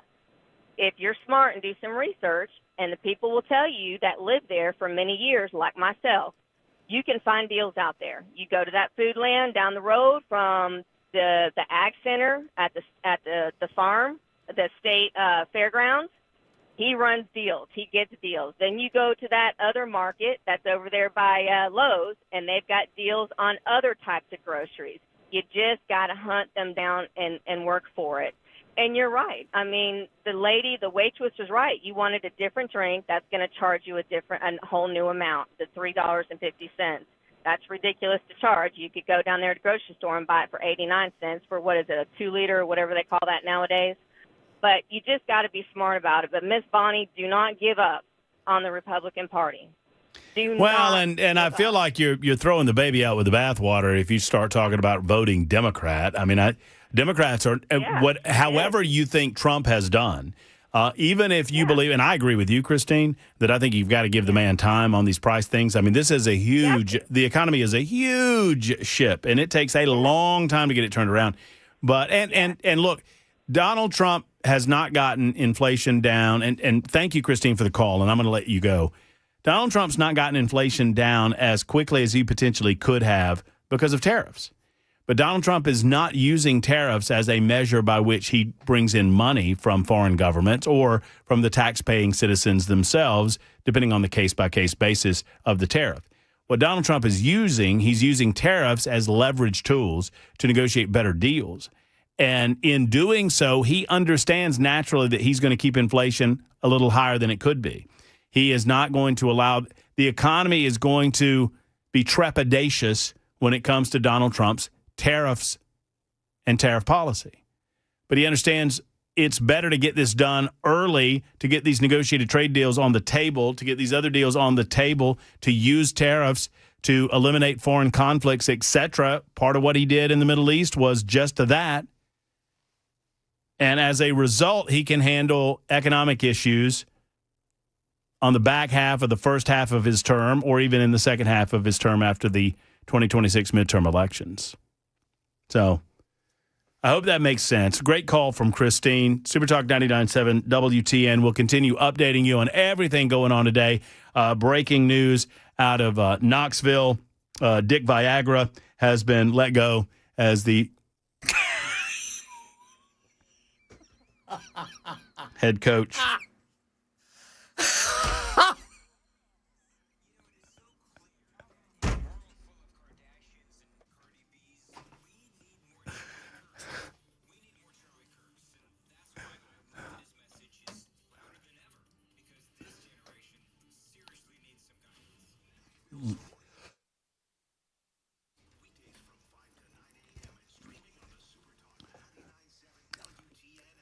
I feel like you Vols fans, y'all are going to look back on this episode and y'all are going to laugh at this down the road. When y'all get a really, really good baseball coach and y'all win a couple of, postseason games, get yourself back in the College World Series, everybody's going to feel good about it.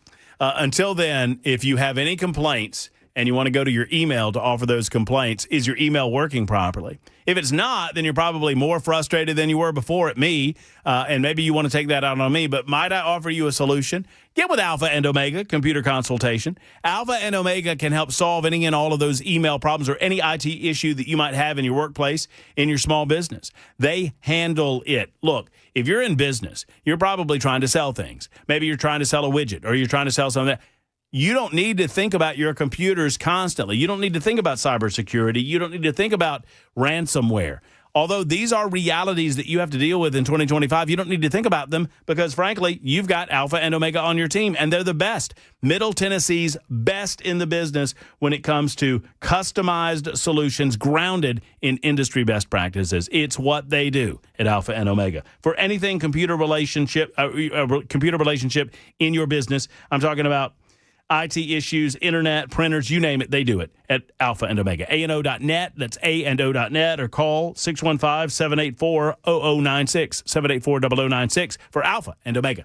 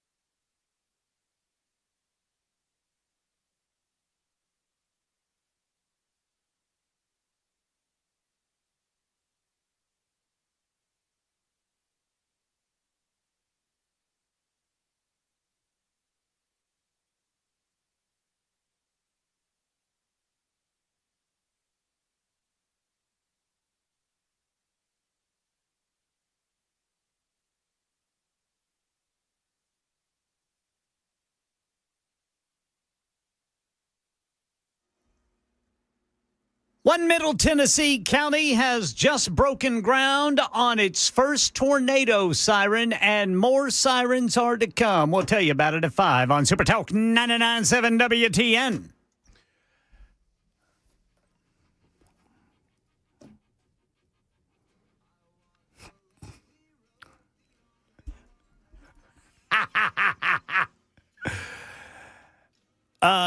Ken, I don't know if you have this. If you've talked about it, I apologize, but I have a couple of folks telling me that Highway 70 is closed. Let's look at it here. By White Bluff due to a fatality. That's the report that I have on my super text line. Just wanted to pass that along to the listening audience. Is that in Cheatham County? Because I'm seeing an injury crash. Yeah. Okay. Yeah, that would be that. Oh, yeah, that's going to be a bad one. Yeah, so that's too bad. Yeah, listener reports have it that 70 is closed as a result of that crash, and some have suggested 2 people, as a matter of fact, that there's a fatality involved in that crash. That's sad to hear. Very likely. Yeah, one half down and one half to go. We've reached halftime in these festivities, or some might call this the 7th inning stretch. On Super Talk 99.7 WTN. At least 2 of us will be back in a moment. I can't speak for the third. It's the Matt Murphy Show.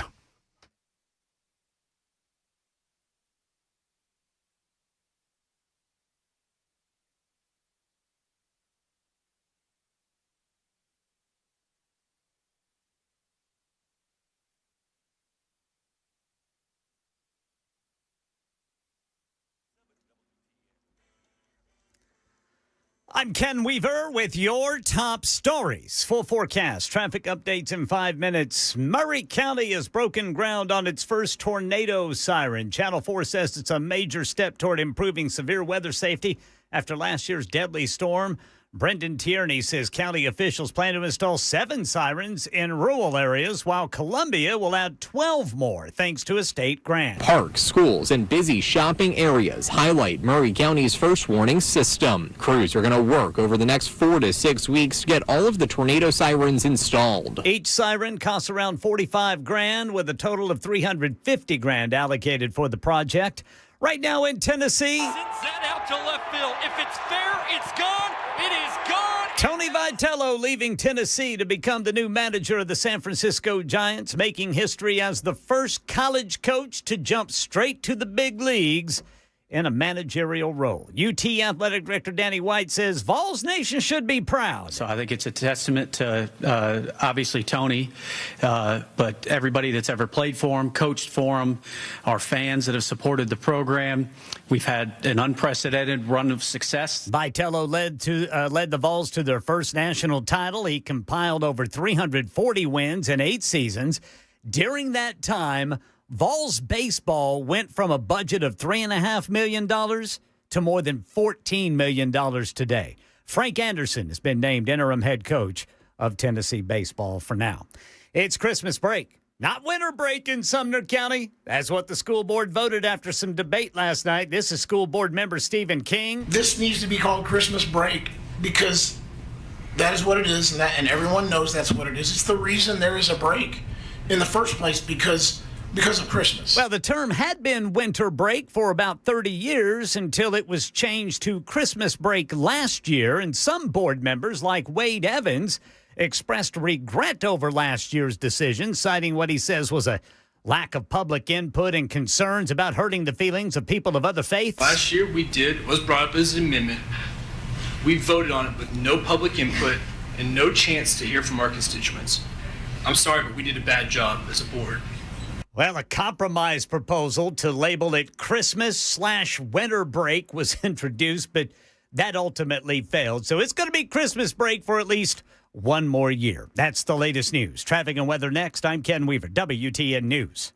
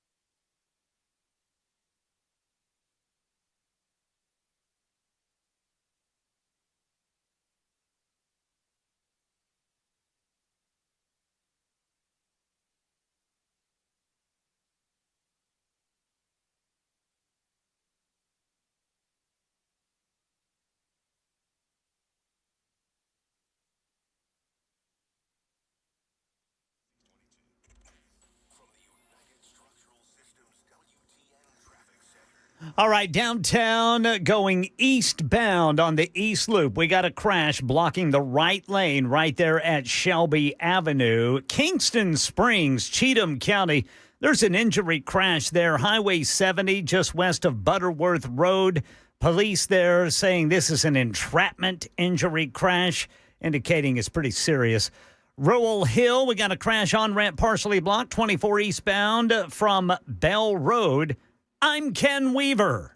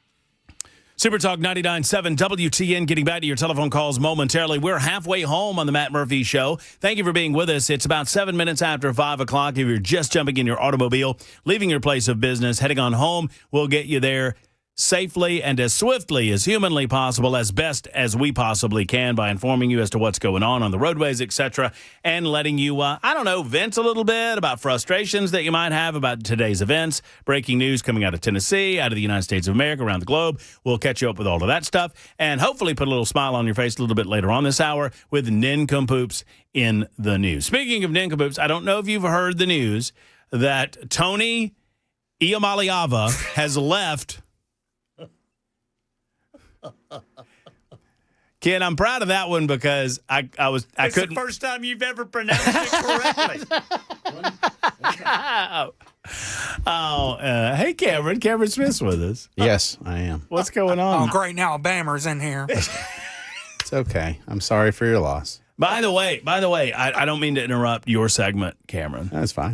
But I'm just picking up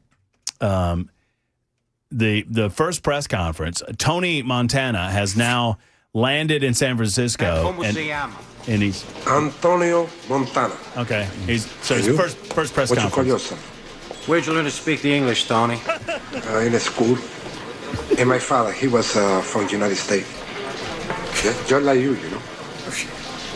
He was a Yankee. He used to take me a lot to the movies, you know. I learned. I watched the guys like Humphrey Bogart, James Cagney. They teach me to talk. Okay, so there's the first press conference from Tony Montana out in San Francisco. We're going to keep up with that press conference. I just had to leave that press conference for fear that that he would curse, honestly, because I didn't vet the full. Goodbye, you. He's rather articulate for a former Vol. That's what. You gotta. He's not having a good day. I heard about that. None of this is funny to him. You got to watch him. You got your back to him. I I'm don't worried care about about Saturday anymore. That glass is real thick. I'm feeling good. Did you hear what? Doesn't even care. There you go, Jackson. Is that a little bit of a silver lining in this dark, dark cloud? No. That this has made you feel. I should be filled with rage, not sadness. Well, that's what athletic director Danny White said. You should be proud. Yeah. It's a proud day for Vols baseball. It is a proud day for Vols baseball. Yeah. That's good and stuff. I'll be proud tomorrow. Cameron, if I bet you $20, would you know the name of your head baseball coach? You probably would. At Alabama? Yeah. He got fired for gambling on games. I don't know who that I don't know who it is now. There was the guy who got busted for betting on games. I know Nate Oates is the basketball coach. You threatened to whip me like the dog I am, and I could not tell you who the Georgia Bulldog head baseball coach is. Well, but of course, we haven't won a national championship in, I don't know, ever. I don't know. So. Right.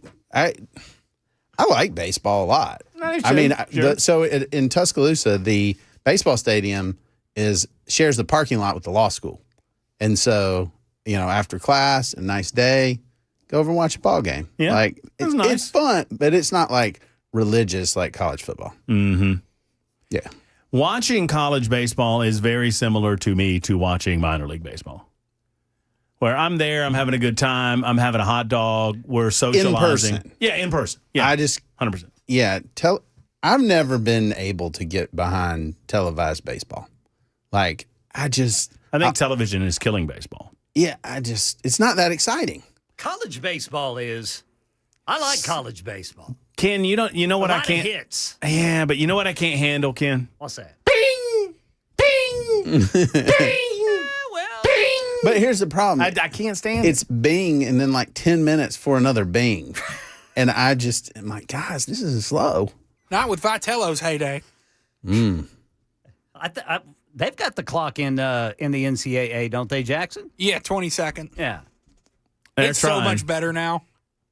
What, the speed of the game? Yeah. It is better. I will say that. I went to a Sounds game, and with the clock and stuff, Bing! It moves. But I go to those to hang out with the people. I'm not like zoned in on the baseball. Justine, my wife, decided to tell me, she's like, hey, we could have some people over for the Tennessee-Alabama game. And she said, when you watch football, you're antisocial. Like, you don't want to talk to people. Well, you don't really want them to be around. Correct. Yeah, like, all things correct. Yes, and they can come and not talk to me. She's like, well, that's not a fun party. I'm like, well, okay. I only like being around like-minded people. The worst for me are the football illiterate who run their mouths the whole dang game, right, and they don't know anything. And I'm not a murderous individual, but in those moments, I need to not have any sharp objects, firearms, anything around me, because it would just be the end of them. And then I would explain it, and some judge in the South would be like, it's fine. It's perfectly. Not guilty. Not guilty. Yep. Sentence suspended. Yep.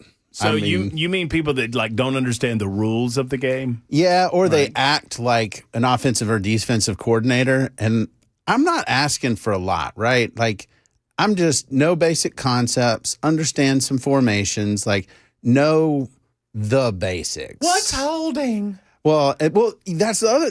They're going to call penalties, and they're like, well, if you look at that right there, that's pass interference. I'm like, do you know what the components of that penalty are? No, but they interfered. Stop it. So while we're talking, are you guys on board with why don't we, if we're going to review certain plays, why would they not go ahead and expand review? I understand judgment calls, but there are certain aspects of the game that they don't review that I feel like they could. Yeah. And if we're going to go there, we might as well go there. It's because it's bad judgment. And they're like, oh, it's a judgment call. We can't review it. I'm like, why not? But that also wasn't pass interference, and you called it pass interference. And don't you want to get it right? And the answer is no. They want to hurt us. They want a little bit of pain. They want to say that Bo Nix didn't cross the goal line. Who? Jackson Arnold is who you meant, Arnold. But whatever. Isn't Bo playing for the Broncos now? Apparently very well, too. He led a history-making comeback with the Denver Broncos the other night. Oopsie. Yeah. Oh, it's all good. Number 10, Auburn. You know what? Auburn fans, they want Bo Nix behind center.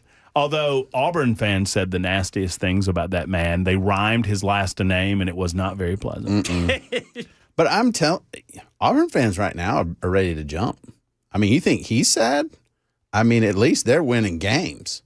Auburn got no more Bruce Pearl. Mm-mm. They just got to hope that the son is going to be as good as the father. Right. They got no football program to speak of. I don't think Frank Thomas or Bo Jackson coming through the door anytime soon with the baseball team. So, yeah. So it could be worse, Jackson. Wait a minute, you're getting me in trouble.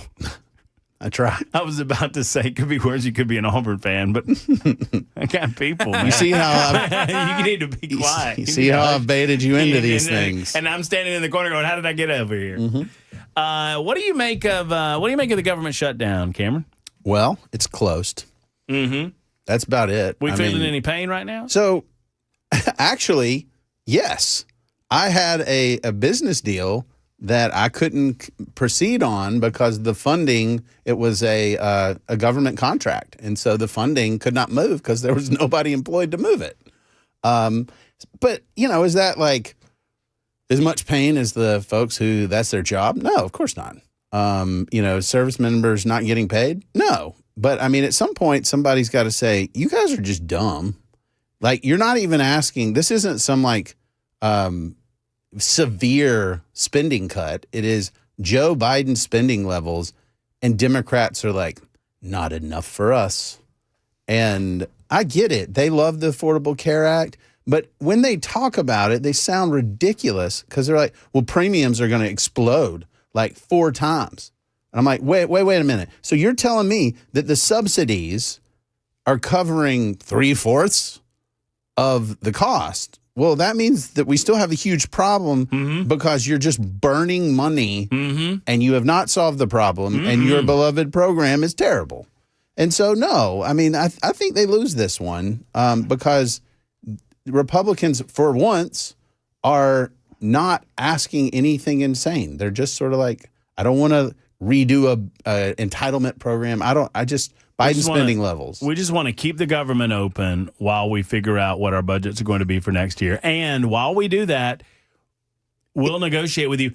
Yes. The Republicans, actually, John Thune said that they would bring up a vote, and I think Mike Johnson agreed with it, that they would bring up a vote on the expanding the Medicaid stuff. You know why they really want and the healthcare stuff. I'm not a conspiracy guy, but occasionally I yield to a conspiracy.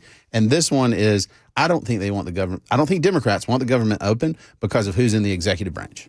And so I think they're like, because they've said the quiet part out loud, they're like, well, if you promise Trump, he'll spend it how he wants to, and we don't want that.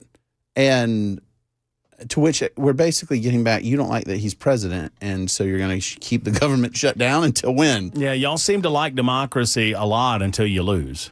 Right. And then you don't seem to like democracy very much anymore. I had a clip up a minute ago. I might have lost this clip. I hope I didn't. It was Democrats saying, no, I did lose it. It was Democrats saying the quiet part out loud that that they know that there's going to be pain.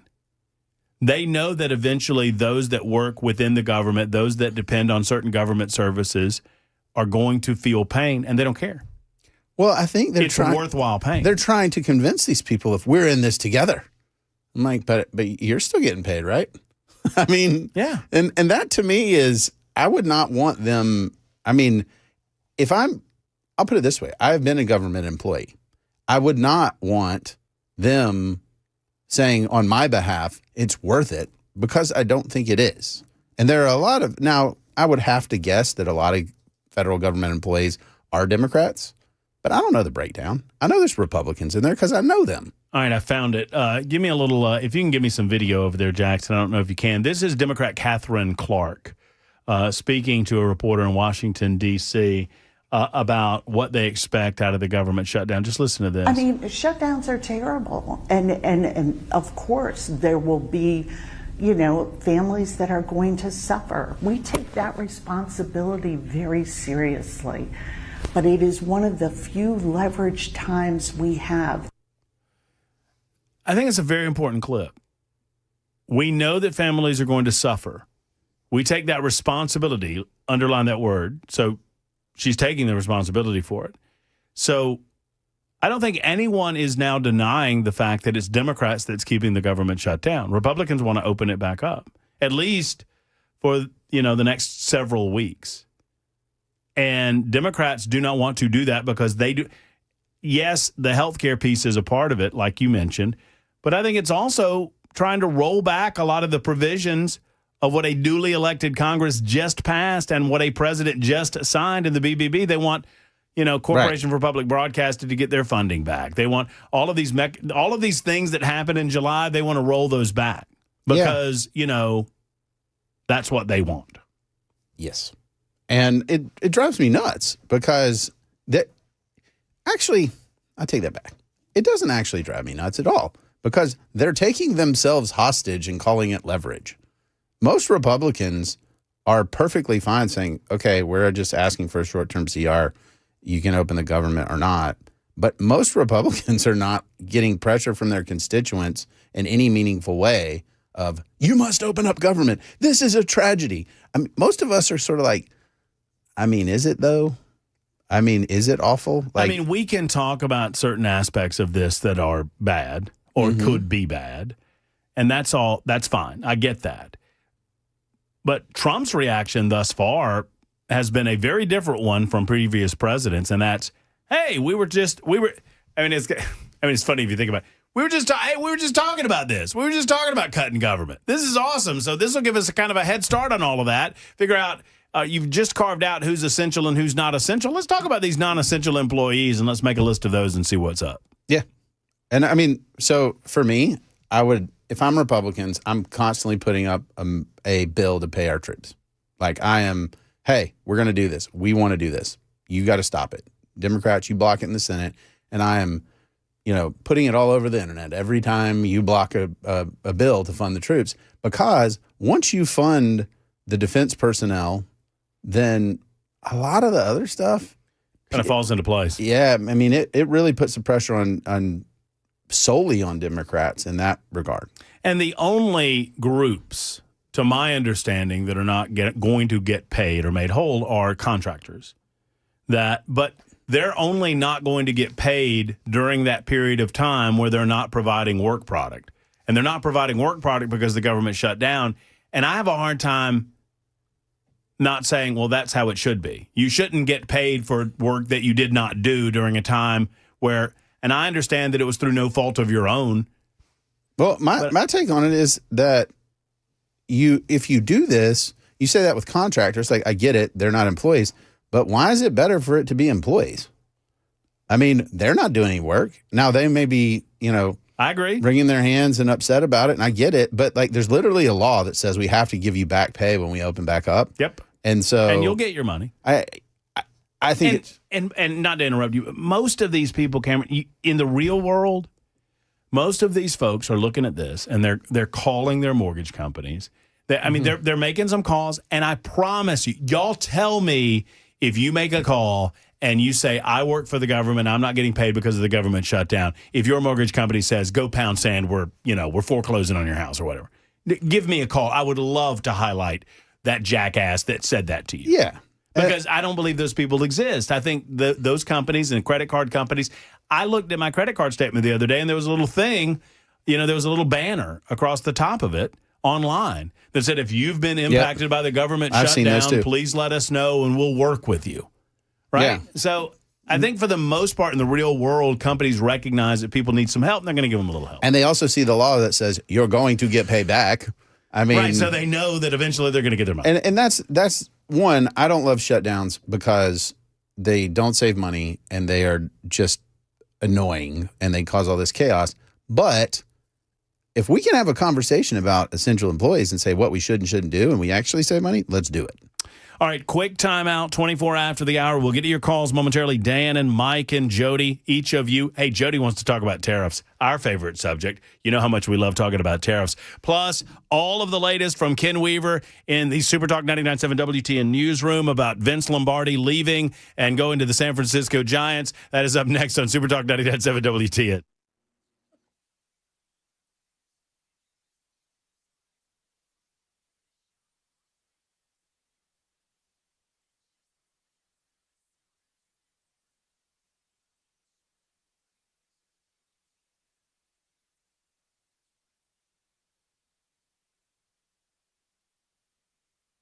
Hello, friends. It's Matt Murphy, and I want to talk to you for a moment about Eurofix. Aaron Stokes and Eurofix, they're good at what they do. And what do? They help you with your European automobile, and they do it at a lower price point than do the dealer pricing. I mean, you don't need to go to a dealer when it comes to fixing your car. You need to go to Eurofix.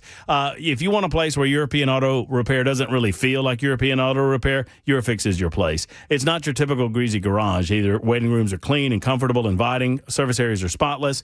Eurofix cares about everything from how you are treated to to how your vehicle is treated. Every repair comes with a rock-solid 3-year, 36,000-mile nationwide warranty on all repairs Eurofix performs, and at below dealer pricing. You don't have to put up with dealer prices or get ghosted waiting on a callback. Eurofix fixes everything European. Plus, you get a rental car with every repair appointment. Locations in Nashville, Franklin, Belmead, Murfreesboro, and Mount Juliet. 844-EUROFIX. 844-EUROFIX or MyEurofix.com.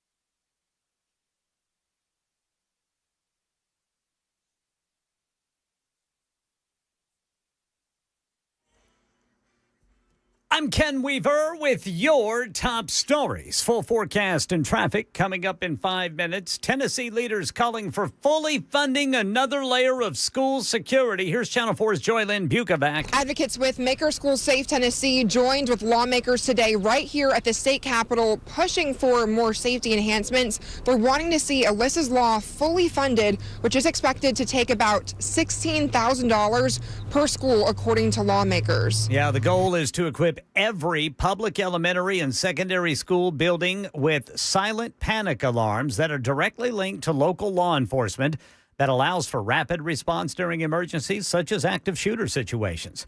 So Alyssa's Law is named after Alyssa Alhadeff, a 14-year-old student who was killed in the 2018 Parkland school shooting in Florida. Elsewhere in Tennessee, Vols baseball has lost its head coach to the big leagues. Athletic Director Danny White announcing Tony Vitello is taking the manager's job for the San Francisco Giants after 8 seasons in Knoxville and the Vols' first national title. What he has built is absolutely phenomenal. I was looking at the numbers when Tony first got here. Our budget was $3.5 million. It's $14 million today. Vitello will be the first college baseball coach to jump directly into an MLB managerial role without prior professional experience.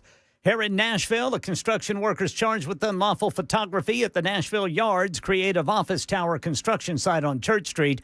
Police say Sean Wright admitted to taking pictures of women inside a bathroom stall, and several images were allegedly found on his phone. He was arrested, then later released on bond. Getting on Tinder, the dating app?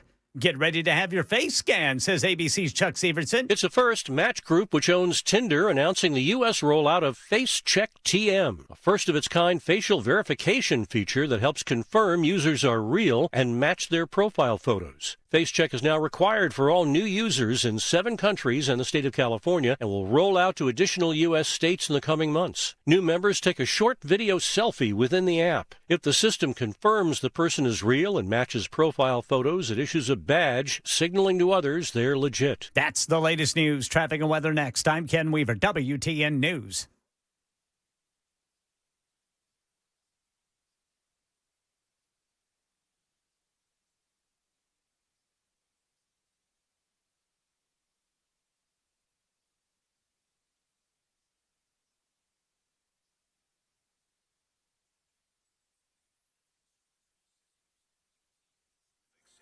Whites Creek, looks like we got a stalled vehicle on the right shoulder, 24 eastbound past Old Hickory Boulevard North. That'll be exit of 40.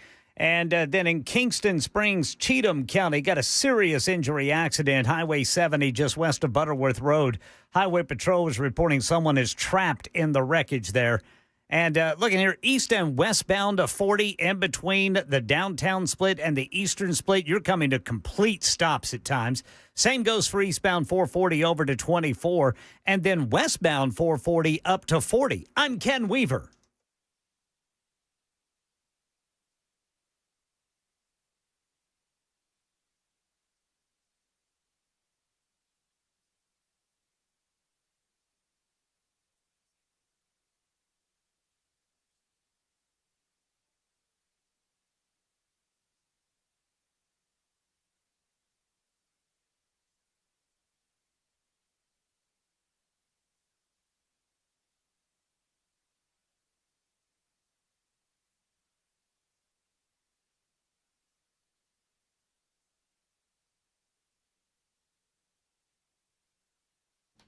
Hello, friends. It's Matt Murphy for U.S. Pest. U.S. Pest is the #1 selection when it comes to pest control in Middle Tennessee, and there's no second place in sight. Why? Because they're simply the best at what they do. They protect you from bugs and nastiness and creepy crawlies. Hey, Jackson, we need to get U.S. Pest in this facility because we saw roach number 2.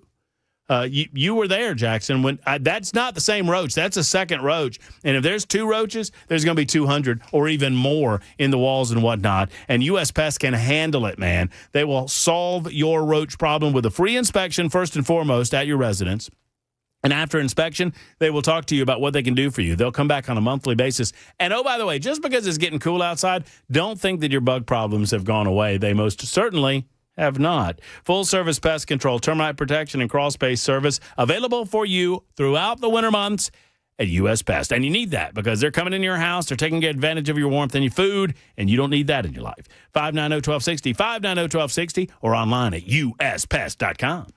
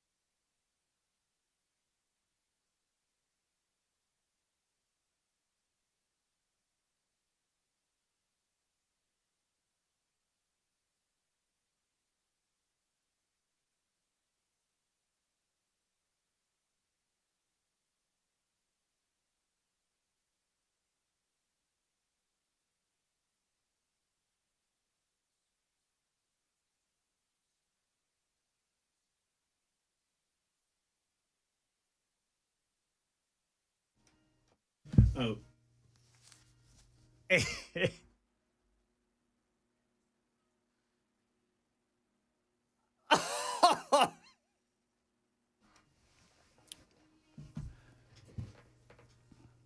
What? We're going to have to let this one kick. You know what I mean? Murphy Show. Super Talk 99.7. WTN. I have nothing to do with these bumpers, y'all. Nothing. No, I'm going to need you to hold on to it. We got to get to the hook. Sometimes you just got to take a moment and get to the hook. You got to suffer, you mean. National championship winning. A regular in the College World Series.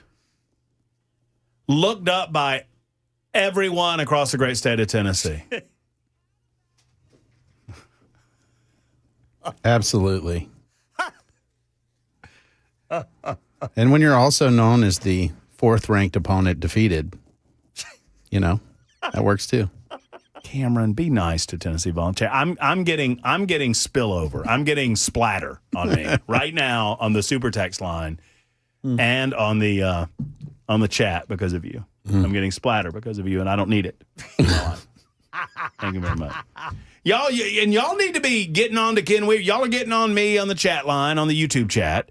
They're all over me. This isn't funny, Matt. You're not being cute, Matt. Saying his name isn't funny. Y'all, the only reason I keep doing it is because Ken thinks it's funny. That's the only reason I keep doing it. Yeah. Also, I got a couple of other names.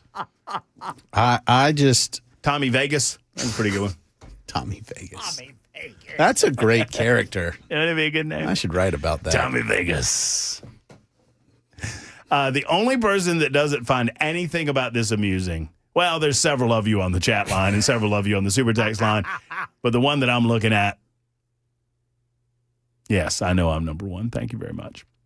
We got Nincompoops coming up in just a moment. We can all agree on that one. Nincompoops in the news on Super Talk 99.7 WTN. But before we get to Nincompoops, I want to get to Jody real quick. Jody has a thought on, and Mike, we'll get to you. Joe, we'll get to you. Jody, your thought on tariffs. Yeah, I know it's not popular. And first, Matt, I'm calling from Birmingham, and I just want to say, I appreciate, you spoke about school choice earlier. I appreciate all the time you spent in Alabama speaking out on that issue, and we're in a good spot now on that. And I agree that Trump has been great for that. But what makes it unbelievable to me is that, so you mentioned earlier that maybe these tariffs are part of a trade leverage for trade deals. And so Trump declared a fake emergency in April, imposed all of these by just him and a few guys across the board it wasn't targeted toward China. There's still across-the-board tariffs in place. But even if all that's true, even if it's leverage for better trade deals, the two trade deals that have come out have been great for American companies, whether it's the EU or the Japanese trade deal. So if these are supposed to be leverage and then we'll get prices down, both of these trade deals leave tariffs in place on American consumers. And it's 15% in one case and 10% on the other. And Trump bragged about it, about what a great deal it was. And yes, it was a great deal for businesses, but I'm so tired of all of this concept of the only proof about whether we won or not is focused on the business side. And American consumers are just an afterthought. And so now we've got this giant game of economic whack-a-mole where we're going to have to bail out the soybean farmers, and then we're going to have to ask the beef producers to lower their prices. And we do all this stuff for a fake emergency. And it's what the lady said earlier. Wait, what's the fake emergency? The fake emergency was the trade deficit. That's the quote emergency that all of this was imposed with. And it's a joke, and it makes me furious because you're right about the caller earlier. You can't vote Democrat, and so where is somebody supposed to turn that believes in freedom and that free trade has been great for America, and the dollar as a reserve currency has been great for America? Do you think free trade as it existed under Barack Obama was sustainable? What do you mean that's existed for the last 50 years? No, I mean what did he do specifically different? I specifically mentioned Barack Obama because Barack Obama said during his time as president of the United States that manufacturing was done in the United States of America, that those jobs are not coming back. And I But believe they are. And they have been. Right before you interrupted me, I was going to say that Donald Trump believes that he can bring them back. Now, whether or not he can in mass in the manner in which he says remains to be seen. But he believes that he can get America working like that again, and that will balance out some of the imbalance. Look, reasonable people can disagree on tariffs, Jody. Cameron Smith and I disagree on tariffs. But I understand Cameron's point completely, that in the short term, these things can be bad and negative for an economy. I do believe in the long-term premise as to what Donald Trump is trying to do. Cameron disagrees that we're ever going to get there. That's fair? Well, yeah, I just don't think that – I think he just likes tariffs, which to me is the concerning part. If the tariffs are leverage to negotiate no tariffs, then I'm all in. Like, I love it. But when it's – I just want to keep at least a 10% tariff just because it's just taxes. And so that to me is where I take exception with this, is I thought, okay, cool, this is a negotiating tactic. We're going to spike these tariffs. You're going to come to the table. You won't tariff our stuff. We won't tariff yours. Free trade. Yay. And it is fair trade, that sort of reciprocity. Senator Haggerty talked about that a lot. I like that. I think that's a good thing. I don't think tariffs per se as a revenue generator work. And they certainly don't work for the trade deficit, because the opposite has happened, because it just the math. If we could ever get to, I'm not suggesting that this math works, but if I told you that we could get to a place where we could tariff our way out of the federal income tax, you could tariff your way. Yeah, you could. It becomes more of a consumption tax.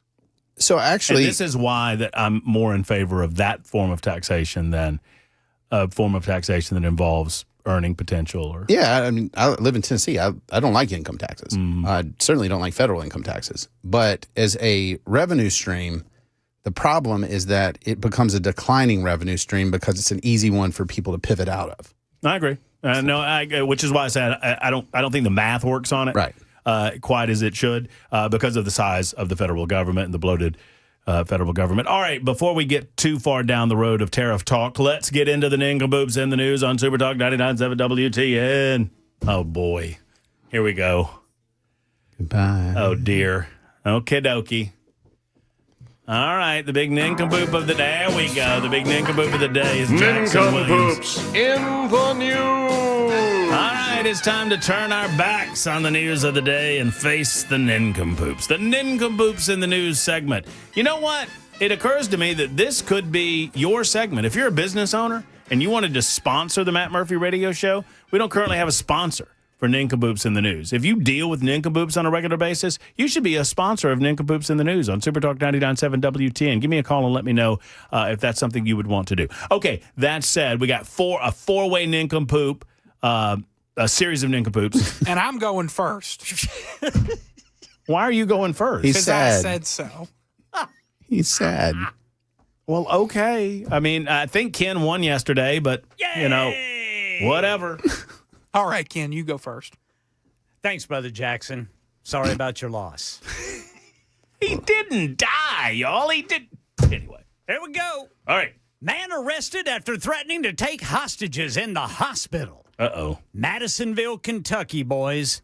Madisonville Police Department officials say a man's in jail after threatening to kick staff and nurses, along with taking the entire hospital floor as hostage. According to a police report, officers were dispatched to Baptist Health Deaconess Emergency Room in reference to a disturbance.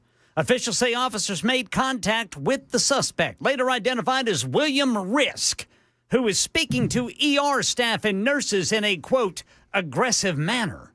They say Risk was threatening to kick staff and nurses in the face and take the entire floor of the hospital as hostage if he did not get his way. Police say after a brief altercation, officers were able to place Risk in handcuffs and transport him to Hopkins County Jail. He faces terroristic threatening, menacing, and resisting arrest charges. Wow. What do you think about that? That's nincompoop. I wonder what he was doing at the hospital in the first place. If they took him to jail, I mean, didn't he not need treatment? I guess not. So they removed him from the hospital and took him to jail. Yes. Well, I guess he didn't need treatment. Maybe he's just looking for drugs in all the wrong places. That might be. I don't know. Jackson, would you like to go next? Yes, a University of Central Florida professor accused of attacking middle schooler over e-bike incident, police say. A University of Central Florida professor is on paid leave after an alleged altercation with a middle schooler. Police said, Shou Sen Pang has been charged with battery and trespassing following an incident with a middle school student on an e-bike. According to the report, Pang allegedly chased a student onto the Jackson Heights Middle School campus and attacked him for riding too fast on an e-bike. Investigators say Pang yelled at the boy to slow down as he rode to school, and when the student refused, Pang followed him on foot to the school grounds. Police said Pang grabbed the boy's arm and smacked his helmet clean off his head, claiming it was not worn properly. A friend of the student who tried to intervene was also allegedly shoved by Pang. I'm not here to correct you, Jackson, but I think you're mispronouncing that guy's name. I think his name is actually pronounced Tony Vitello. This is just a lot. I see what you did. I did. Oh, boy. Tony Vitello. I'm going to go ahead and go. I have a local nincompoop in the news. I'm going before Cameron because I'm petrified that someone will steal this story. Go for it. Get it. Nashville woman police say a woman in Nashville, Tennessee has been arrested after trying to crash her ex-boyfriend's wedding literally by ramming a rental U-Haul into the reception gates. The suspect, Chloe Daniels, I have a photo that I will show to the television viewing audience in a moment. Chloe Daniels, 33 years of age, had reportedly spent months trying to get back at her ex-boyfriend by sleeping with 7 of his closest friends. Yes, you heard me correctly. When she learned he was getting married, she allegedly rented a truck, painted on either side of the U-Haul truck, happily never after, and drove to the venue. Security camera footage shows her revving the engine and shouting, "I told you we'd end up together one way or the other," before the vehicle rolled into the gate at low speed. Wow. No one was injured. Chloe was charged with attempted property damage and reckless endangerment. A guest told police it's the only wedding where the getaway vehicle arrived before the vows. So prior to learning that this man was getting married, Chloe Daniels attempted to get back at her ex-boyfriend by sleeping with 7 of his closest friends, who I imagine if they were in fact close friends, they probably knew that he was in love with the other girl, so they didn't mind. Yeah. That's rough. That's, Ooh. Boy. Yeah. We are currently looking at photos. Now, good luck to the fella that winds up with her. Now, this is a nice looking woman. That is it. That is what I show my boys and say, this you need to stay away from. You need to be aware of crazy. Yeah. Crazy comes in all packages. You're thinking, hey, I got this, and you don't got it. You don't got that. It's not. You don't got rent a U-Haul, paint happily never after on the side of the U-Haul, and crash into the reception screaming, "I told you we'd end up together one way or the other." Yeah. You don't have that level of crazy. Yeah. Ever. And you know what's funny is you never see it coming. Seems all reasonable until all of a sudden it just then it's not. It gets out of hand quick. And whoa, need to simmer down there, Mr. Cameron. So I got to ask, because y'all always run them before I get there. I've got one y'all won't have, but I definitely want to ask about the thermos smuggling. Oh, yeah. I won with that one. Okay, that is a winner from the word go. So I'll have to use my backup that I know no one has because it's not technically news until I say it. Okay.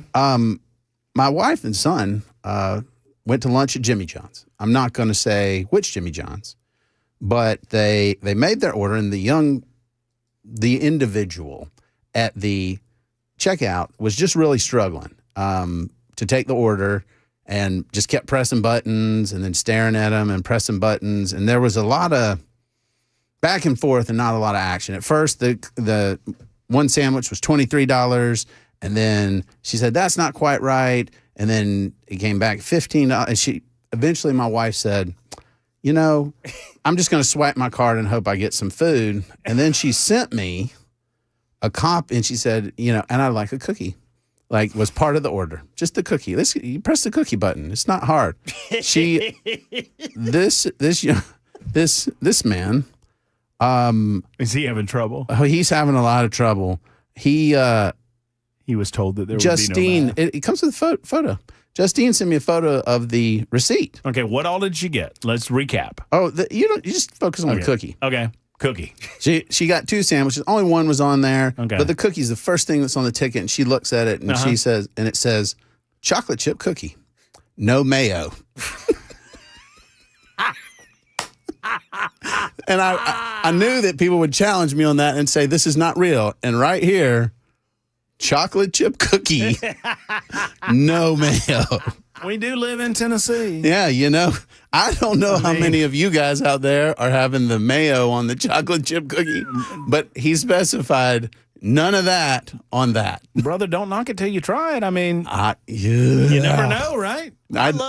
Mayonnaise, but I don't know if I'd put it on a chocolate chip cookie. Slather some mayo on a chocolate chip cookie. But if it's Duke's, man, just right on there. Yes, sir, Duke's. So what all did you end up getting in the order? She got one sandwich that was not quite right, and then she told the other guy in the back what her sandwich should be. And my wife is a very honest woman, and if they get it wrong, she tries to go back and pay for it and stuff. She's like, I tried 3 times to get the thing rung up.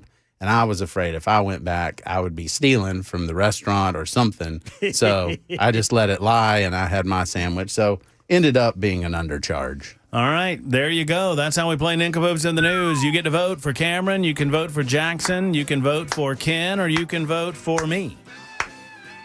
4 different ways to go on that one. That's Nincompoops in the News on Super Talk 99.7 WTN. It is 5:54. We'll get to more of your telephone calls and continue to break down what is the destruction of the White House. Literally, the destruction of the White House. That's coming up next on Super Talk 99.7 WTN.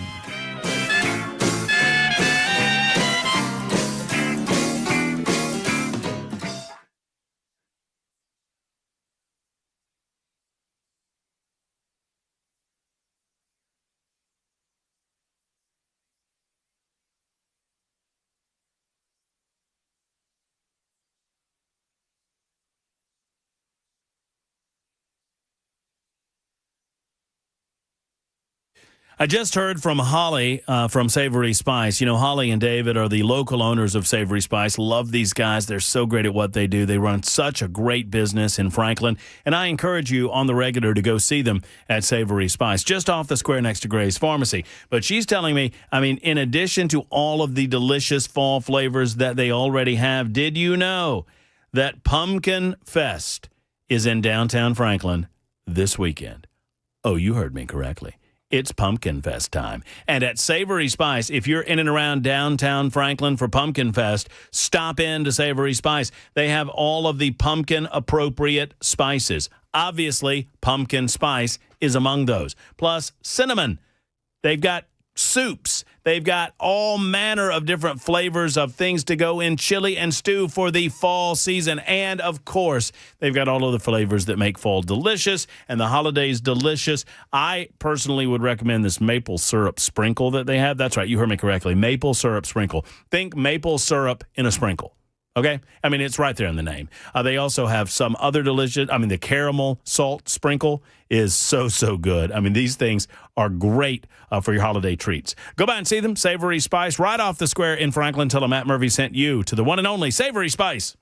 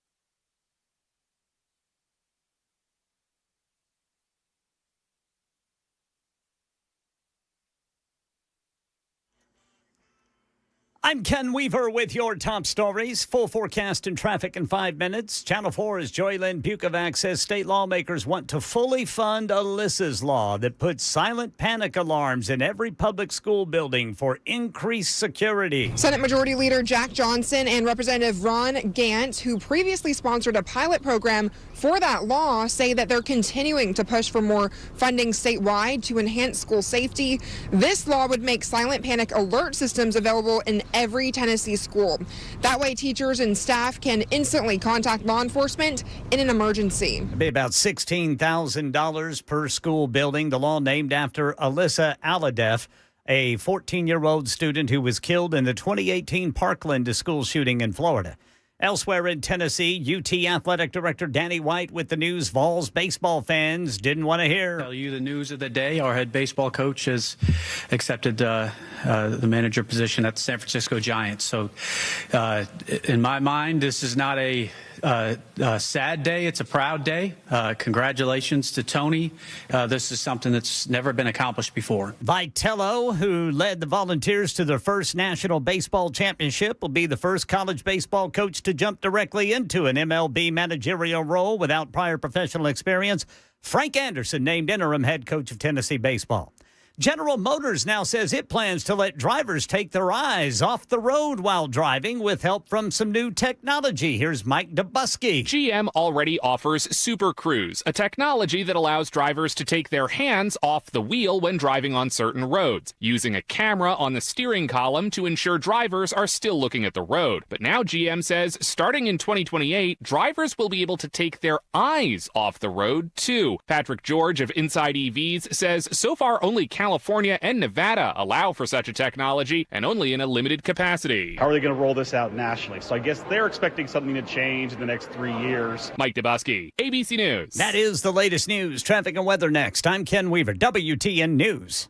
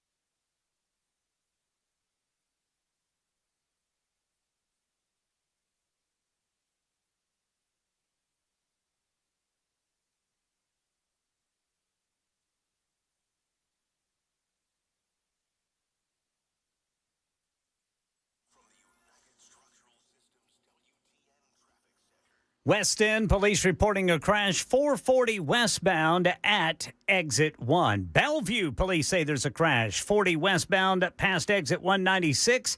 And in Rutherford County, a crash on-ramp partially blocked. This is going to be I-40 eastbound on-ramp from westbound I-24. And then in Clarksville, got a stalled vehicle, right shoulder blocked, 24 westbound before ML King Parkway, exit 11. And then in Williamson County, a crash on the right shoulder blocked. That's 840 westbound before Arno Road. I'm Ken Weaver.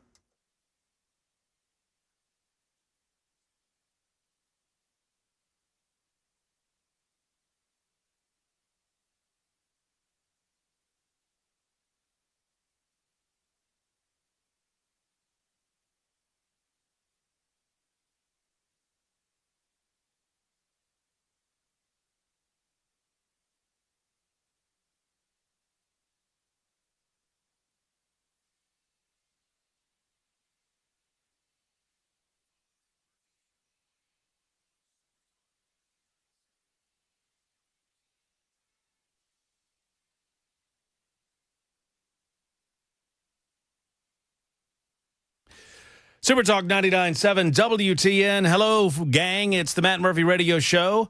Final hour happening right now on Super Talk 99.7 WTN. Easy for me to say. If you want to get involved, 615-737-9986. That's the telephone number. That's also the super text line. 2 great ways for you to involve yourself in the radio show this afternoon, this evening. Thank you for being a part of it. Whatever time you're able to give us, we're certainly appreciative of that. Lots going on in the news, local, statewide, and nationally. We'll try to catch each of you up on those stories and get some opinion from one Cameron Smith, our guest on these Wednesdays, about the news of the day. Before we get into that, I do have to update you on the voting. You know I like to update you on the voting no matter who is in the lead, right? Mm-hmm. Y'all know that. Yeah. I'm in the lead. And there you go. There's your update on the voting. You can vote for Ken. You can vote for Jackson. You can vote for Cameron. Or you can vote for the winner. That would be Matt Murphy on Super Talk 99.7 WTN. 4460 writes in and says, I feel like Y2J gets my pity vote. Please ask him if he likes Reese's and Oreo. Bolo on text line for delivery. I think you should say yes. I'm good. What do you mean you're good? Losers don't deserve candy. I mean, that's true, but also... I would like to speak for the rest of the group when I say go right ahead. That's all good. We'll accept it on Jackson's behalf. Mm-hmm. We will eat it on Jackson's behalf if it involves Oreo or Reese's or whatever, and we'll let him know how it was. We'll get him as close to this deliciousness as possible without forcing it down his gullet. Fair? Yeah. Fair. You all right over there? Yeah, I haven't even gotten to make fun of your outfit today. You look like if Marty McFly had a midlife crisis. That's good. Hurt people. And that was a zinger. Hurt people. Don't be hurt people, Jackson. Can you give me are you telling me we built a time machine out of a DeLorean? Doc. But you got to get a couple smokers' coughs in there because, you're old. I'll work on it while I take this telephone call. It's our favorite, Mike, in Old Hickory. Mike has held so long, he's gotten older in Hickory. Yep, I've gotten older, but I hang on just to talk to you. And I want to bring up some history. Have you ever heard of the Hall income tax? Yes. And we got rid of it a few years ago. And the reason we did was because people of Tennessee, we slowly turned over about a 20-year period from blue to red, except for Nashville and Memphis. But this was a very despicable tax called Hall income. It was 6% on all dividends and capital gains, interest, and everything on top of the federal. Well, what we did was we got mad about it back in the Phil Valentine days and the Rush Limbaugh days, and we were going state to state because Tennessee was the only state that had the Hall income tax. And we fought for 20 years. It is now gone. And now what the Democrats and the liberals are saying, back then when we finally it went to zero, they're saying this is going to bankrupt the state. Wrong. It is now the most competitive and attractive state in the nation because now we have no state income tax and we have no Hall income tax, so that seniors can actually keep their life savings without being stolen by an additional 6%. And so that's why we now have in Tennessee a massive boom other than Florida and Texas. And Matt, you were part of that. You moved in here, I think you said a few years ago, out to Wilson County, and you're seeing it out here in Wilson County. And the reason is there's no state income tax and there's no Hall income tax anymore because people stood up against the Hall income tax for 20 years. We fought against it. We kept fighting year after year, and finally elected officials that said, you know what, this hall income, what is this hall income tax? What is this 6% thing? But we And don't were have the hall only tax state. anymore. So, like, that was good. It's gone. What should we fight next? Gone. It's gone. And that's why I'm just letting you know, and I hope you let your listeners know, if you fight and elect officials that fight but hey, Mike, educate me for a moment. The hall income tax. When was that bill enacted? I don't even know. It was when I moved here in 1985. That had been in existence for decades. So I would, when I moved here, I just said, "What is this hall income tax?" And it was eliminated. When was it eliminated? It was eliminated about 3-4 years ago. 2021. It was slowly eliminated out. Okay. It went from 6% to 4% to I think 3% down to 1%. And then it was finally you know gone. what my next fight is, Mike? Property taxes. Hey, I agree. All right. Well, good. Well, we're going to fight that together. Thank you, Mike, for the call. Thank you for your patience in getting through. I think the time has come that we start pushing against a property tax increase, or property taxes, generally speaking, in the state of Tennessee. I'm with you. And the general question then is, how much do you have to save in terms of spending on state government, and how much do you have to replace in terms of spending at the state level in order to do that? And I'm going to delve into that. I don't pretend to have all of those answers or all of those numbers in front of me. I don't. But I'm going to try to take on that fight because I think we need to try to mentally transition to a more consumption-based tax, that you are taxed at your rate of consumption, however you consume goods or services. And you're speaking my love language. I mean, I'm telling you. The problem, biggest challenge for a consumption tax is that people are already looking at what Tennessee's 9 3/4 sales tax. Right. And so, if you get rid of, we don't have an income tax. We get rid of property tax now. Mm-hmm. And then we add that on, then it's a, 25% sales tax, consumption tax on what you do. And the sticker shock right there for the political class is... And it's easily demagogued. I mean, it's one of the reasons that nationally the fair tax has never gone anywhere, because it would be a 27% national sales tax, and people freak out.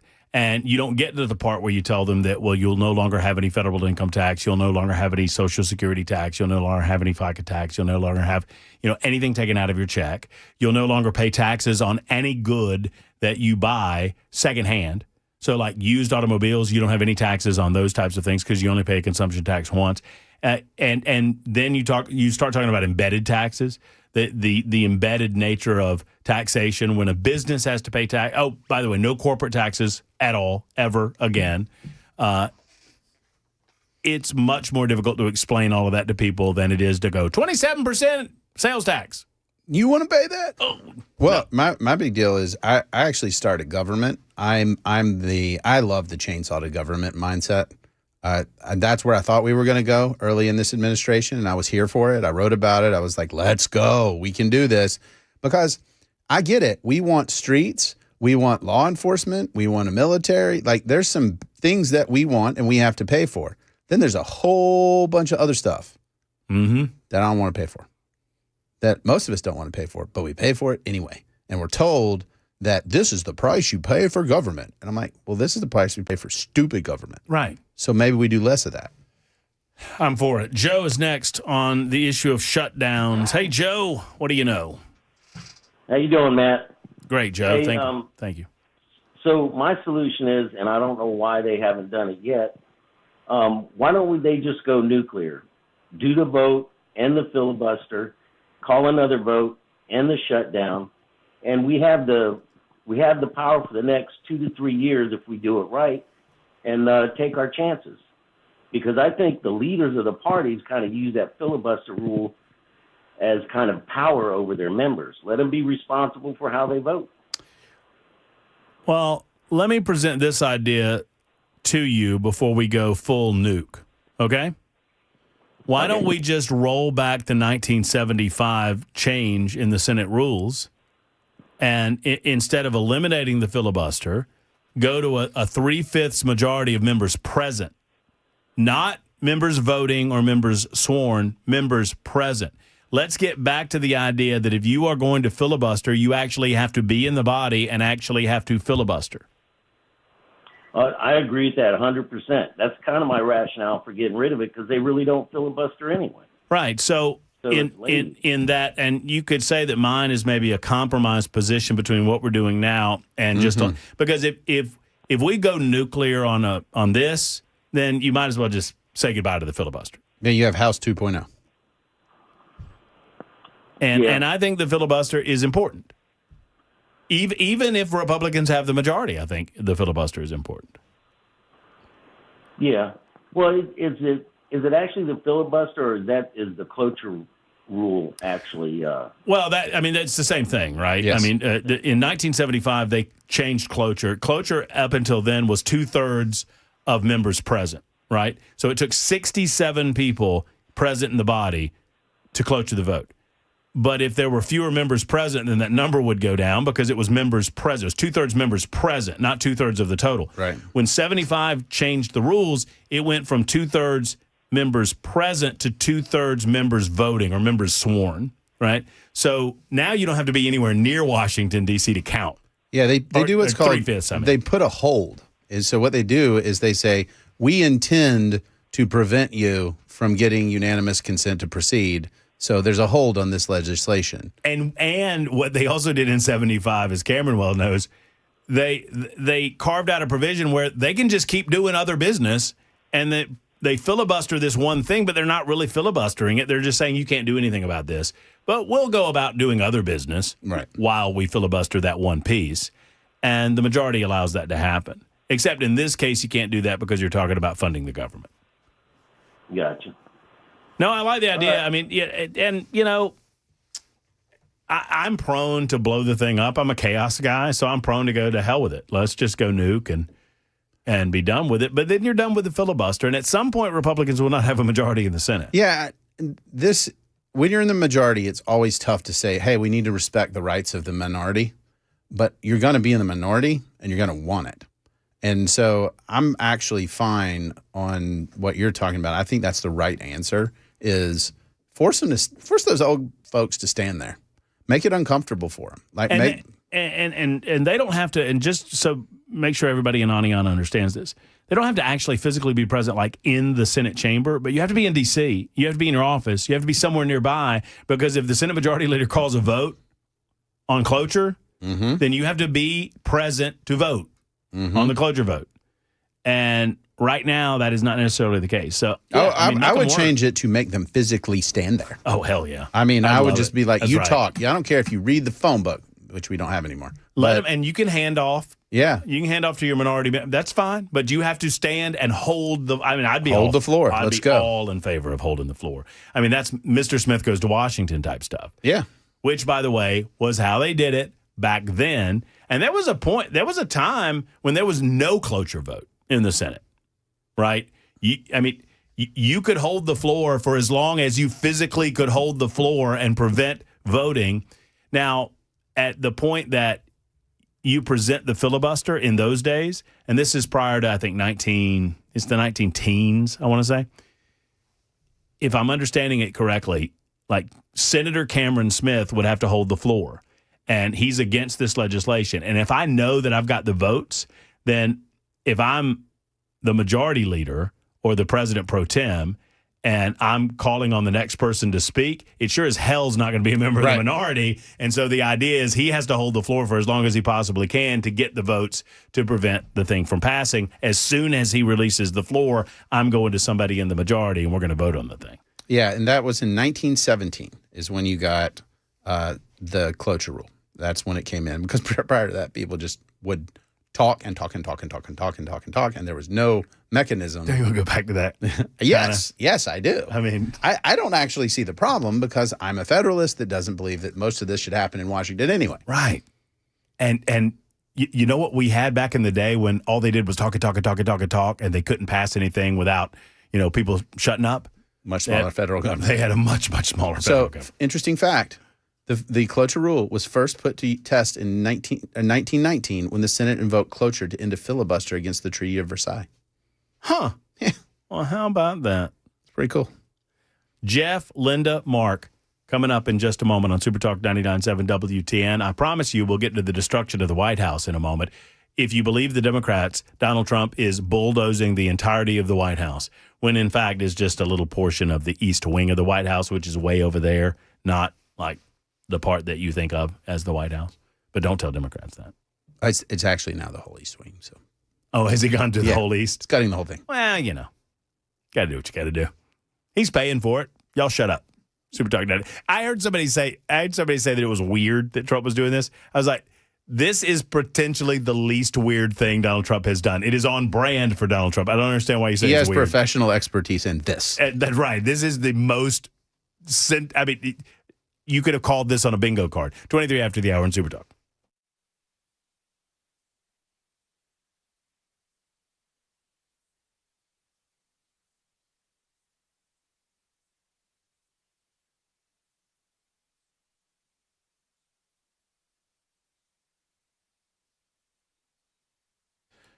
Friends, I encourage you to make the switch to Dr. Mitch and Dr. Ashley. It's certainly what I have done at the Wellness Institute of Nashville, and I'm here to tell you about the Big Daddy Trump special. That's right, $12 for a comprehensive examination, x-rays if needed, well-explained diagnosis, and a first treatment for $12. I have recommended that Dr. Mitchell needs his head examined, his head x-rayed. For $12? Are you kidding me? No. He says, Murphy, I am perfectly sane. I want to introduce people to the incredible nature of the Wellness Institute of Nashville and what we're able to do to alleviate the pain that happens on your body. And I love it. I'm here for it. If you have back pain, neck pain, knee pain, hip pain, sciatica, wherever it might hurt, they can alleviate that pain with their time-tested spinal decompression. How does that work? The spinal decompression machine heals the disc by opening it up so that the blood and nutrition and hydration can get to the affected area, and that's going to alleviate the pain that's causing you so much discomfort. No surgery, no spinal injections, and no popping pills.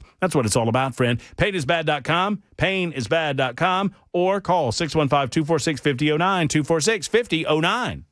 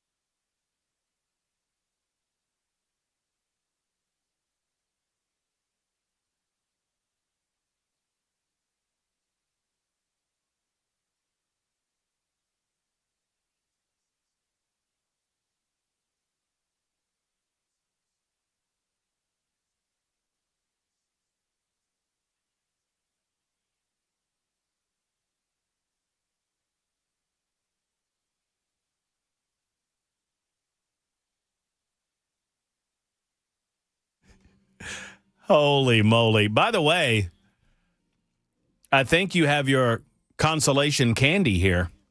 Delivery set for 6:30 in the p.m. Either Cameron or I will attempt to pick it up downstairs for you. See what's going on. No, you can't eat, can't sleep. This sad song bit has been fun. Are you going to do the one I recommended? Yeah. Okay. Are you enjoying your sadness now?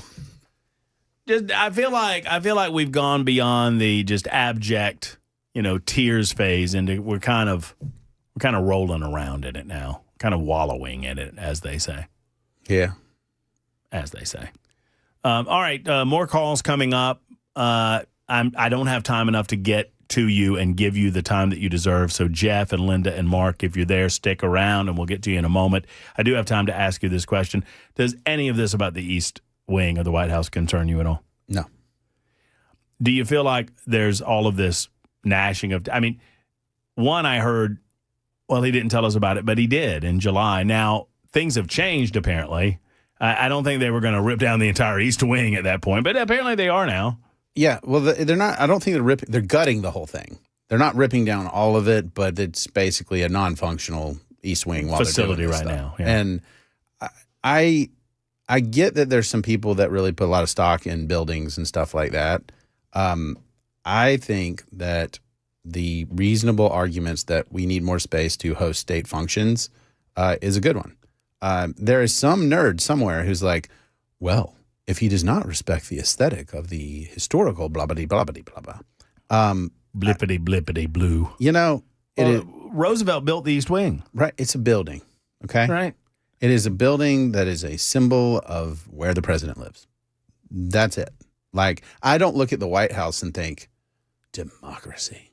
I think the president lives there. It's not sacrosanct in as much as we have changed it so many times over the years. It is a building that has a purpose. And if it's not fulfilling the purpose, then you need to alter it so you can fulfill the purpose. And you know what? You know who's crying in their beer tonight? Big tent. Like big oil, big pharma, big tent. Because the big tent industry has taken a wallop with this development. Because, every time there was a big function at the White House, they put up a big tent. Here comes big tent. And, it's a nice tent. It's the nicest tent you've ever seen in your life. Yeah, and look, here's the deal. And I'm going to be consistent about this through everything. Trump's style is gaudy and dumb, and I don't like it. Okay? Like, let that be said. So if another president comes in and is like, well, we have this ballroom, but it's a little, Versace. He's put up a lot of gold in his second term. Right. And it's not my style. It was, not my style. Super cool in the 90s, but like not my jam either. So if next president, whoever that is saying, we're going to just sort of tone down the decor in here and make it all consistent. Okay, cool. You live there. It's your house. And I do not believe for a moment that the ballroom, the actual structure of the ballroom is going to be such that they don't keep it. Yeah, and I look at it, it's a better way to say it's not their house. It is our house that they're the tenants of. But you know what? There's a lot of tenants that I would let, like, paint the rooms. I'd let them change the curtains. I'd let them, all that kind of stuff. Now, when they start doing major demolition, we should probably have a conversation, but okay. If y'all have not done so, look up, and I know we got to get to news. If y'all have not done so, look up what Harry Truman had to do with the White House. When Harry Truman moved into the White House after the death of Franklin Delano Roosevelt, it was a DUMP dump.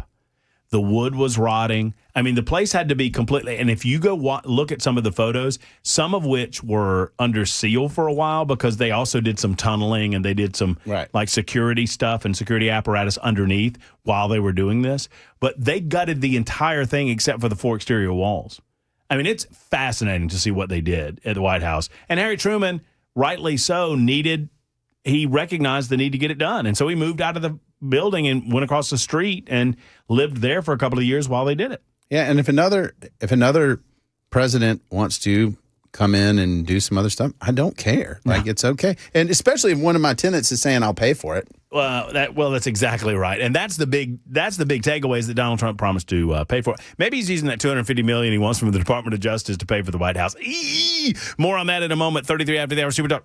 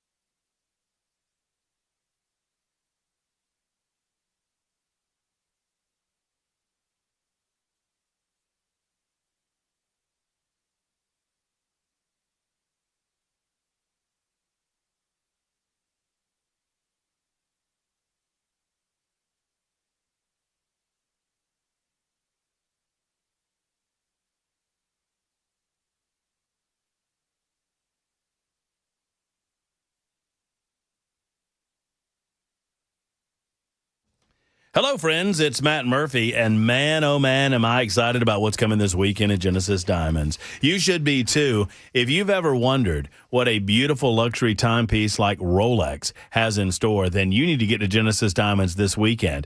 The chance to get that rare, hard-to-find luxury timepiece is here at Genesis Diamonds this Friday and Saturday. Genesis hosting, an epic pre-owned luxury Rolex event featuring stunning selections of these hard-to-find watches like Submariners, Daytonas, Sky Dwellers, Pepsis, Batmans, and much, much more men's and ladies' watches. At this event, you can even get a never-worn fresh model that people wait years for. During the event, you can also take advantage of special pricing and 60 months zero-interest financing. And listen to this. With the purchase of any luxury pre-owned Rolex at this event, Genesis will give you a pair of 4-carat lab-grown diamond studded earrings of the highest quality, absolutely free. And if you're already a Rolex owner, bring your old Rolex and trade that sucker in. It's Genesis Diamonds. See the largest selection of luxury pre-owned Rolexes at Genesis this weekend. It's Friday and Saturday. Green Hills and Cool Springs. Store for details while supplies last.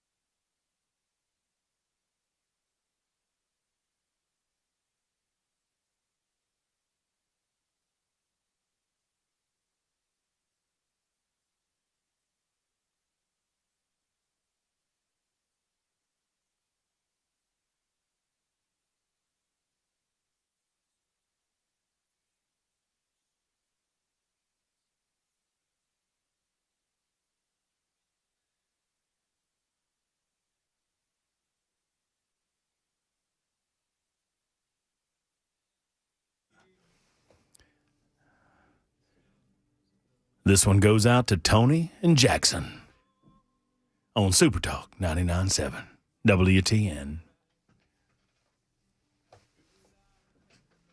I feel like you're healing, Jackson.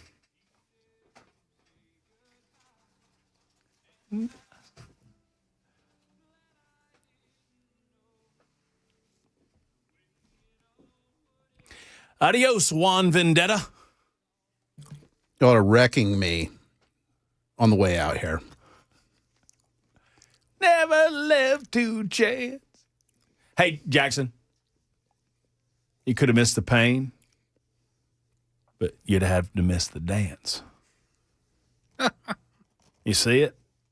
You getting to see it? Hey, a thought occurs to me as I sit here and look at Cameron Smith eat raisins, left by Chad Benson, brought to us by I'll tell you, Keith at Contours was listening to Chad and I and heard that Chad hated raisins. And so he bought him a gross of them. It's the biggest box of raisins. This is one of them. And there's like 12 boxes of it's raisins. You got to really like raisins. I love some raisins, brother. They're good. Raisins are delicious. And you and I just found out what raisins means Yeah. It is the old French word for grapes. So my question then was, well, then what do the French people call raisins? If raisin means grapes, well, you can't call them the same thing. And what do they call raisins? Like raisin secs? Yes, which means dried grapes. Which is what raisins are. Yes. So we could just call them. Well, that's the advantage to being in the new world. Do prunes. Do prunes. I mean, what? If this is French too. Going to lose my mind up in here. But it occurs to me, Jackson, as Cameron's looking that up, that you have a new appreciation for some other fan bases in the Southeastern Conference. Nope. Wouldn't you agree, Cameron, that Jackson now, upon losing his championship-winning coach, might have a better understanding as to how Alabama folks felt when Nick Saban retired? Nope. Bleep them all. You want to bleep them? He does, apparently. All of them. So Jackson is not ready for that part of the discussion just yet. Feels like he's a little resistant to considering that maybe these emotions come from the same place. So we'll just leave that right. We can unpack that later, Jackson, and you can tell us what it's like to not win a championship this millennium. You got you got prunes? You got that answer? Yeah, and it's just I want to throw my computer because it comes from the old French word prune, meaning plum. Damn it. Dang it. Linda is next up. Linda, thank you for the call. Thank you for the patience. How are you? I am wonderful. Thank you for taking my call. Of course. I will make this fast. I want to clarify the Hall tax. So the Hall tax was on interest and dividends when the financial institution that your account was with was outside of the state of Tennessee. So if you had your account with Bank of America or Raymond James and you could walk into an office here, you were not taxed on that interest and dividends. There again, if your income from that was from outside the state of Tennessee and it was less than, say, as a single taxpayer, $1,250, you got the exclusion. You were not taxed on it. If it was a married couple, the exclusion was $2,500. Now, Tennessee does still have the privilege tax as well as the corporate tax. But even the corporate tax has been changed to where if you only have a certain amount of income for the year, you don't file a tax return. You actually go to your county clerk and file a minimal income report. So that is where the state of Tennessee is with their taxes. That was very educational. It was very educational, but the Hall tax expired in 21, right? Yes. They started phasing it out a certain percentage every year to 2021. Linda, you seem so learned about this. Was there an argument against the phase out claiming that we would never be able to recoup the amount of money collected by the tax? Bottom line, with the way it was written, so many institutions have moved into the state of Tennessee. It was hard pressed to find anyone that had to pay the Hall tax. I've done this for 20 years. Okay. That's what I do for a living. I prepare taxes. So, yeah, every year we had fewer and fewer people because more of these financial institutions all of a sudden were registered within the state of Tennessee. So, therefore, there was no taxes to be paid. Makes sense. I found out that tax was enacted in 1929. Yeah. It was an oldie. Yeah. Linda, thank you for the education. Not a problem. All right. Take care. And Linda, you're now our official tax advisor of the Matt Murphy Show. I hope you appreciate that designation. Hey, you give me a call. I'll answer any questions you got. Listen, with great power comes great responsibility. Just remember that. Jeff is next. Jeff wants to talk about either his personal budget or the nation's budget or Cameron's budget. I don't know which. Hey, Jeff. Hey, bud. Let's talk about the national budget and all all this shutdown we got right now. Let's do it. Yeah. You know, the thing about it is, I'm waiting for we have an actual true government shutdown whenever the dollar collapses and we go bankrupt, and then nobody's going to get paid, and there's not going to be any money after they do start working again. Well, if we keep overspending and get to, I don't know, 40, 50, $60 trillion in debt, maybe we'll all see that. Yeah, I mean, we're spending our great grandchildren's money right now because they haven't slowed down on their spending. Until we have a balanced budget amendment in the Constitution, where these people, if you want to spend another $1 trillion on giving illegal aliens health care, they're going to have to come out of the pockets of the people that year and pay for it. So, well, I don't disagree. I don't disagree with that, Jeff. But I also have long stated, and tell me if you agree with this. You know, we like to say, "Oh, we're doing this against the backs of our grandchildren." We're never paying this money back. I mean, who are we kidding? We're just never paying it back. What we're doing it against is the financial collapse of the United States of America. Yeah, well, those kids have it easy. That's true. They're going to have robot servants and stuff, okay? Tough times make tough men. That's what I'm hearing. That's what I hear. That's right. Yeah, I mean, we're actually the poorest nation on the face of the earth if you go by how much we've borrowed and how much we owe. Well, I'd have to math that out, but, you know, I do agree that, you know, based on our indebtedness, we're a hell of a lot poorer than maybe we should be, but I don't know that I would say that we're the poorest country on earth. There's some pretty poor countries out there. Yeah, we're not. Right? Nope. I mean, there's some places where, I mean, when I say they don't have a pot to pee in or a window to throw it out of, I mean, literally, they don't have a pot or a window. Right. And I have a computer that talks to me and is neat. Linda's explanation, Sally writes, was very educational and a lot easier to listen to than Mike. Y'all be nice to Mike. You know, I'm trying to be nice to Mike. And I encourage the others to do that. I'm trying to cultivate that, what I consider to be a lovely relationship. I'm a little concerned, and I want to find out, Jackson, with the loss of, I mean, obviously it's been big news for Tennessee Volunteer fans. Mm-hmm. And you're kind of, I mean, Ricky Vaughn is gone to California. So, that's not his name. You didn't even use the one I suggested. What was that one? Mike Vrabel. Oh, Mike, that would be a good one, too. I'm still mad about that one, too. What, about losing Mike Vrabel? Yeah, firing him was a mistake. Or losing to Mike Vrabel, because we've done both. No doubt. What are you doing tonight to celebrate the times that were? Probably going to watch a movie. I think I'm going to watch the movie I'm going to give you this weekend. What movie is that? You'll find out Friday. Got to tune in. I'm trying to decide whether or not to give you. I mean, there's another week of Halloween time. Mine is not Halloween themed. Okay. So if you wanted to play off that's. If I wanted to not do a Halloween movie because you don't like horror movies?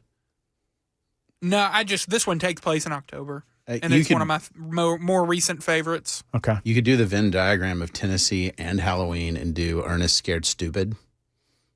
And that, I'm guessing Jackson hasn't seen. You can go ahead and hit the button and we'll go to break. It's Super Talk 99.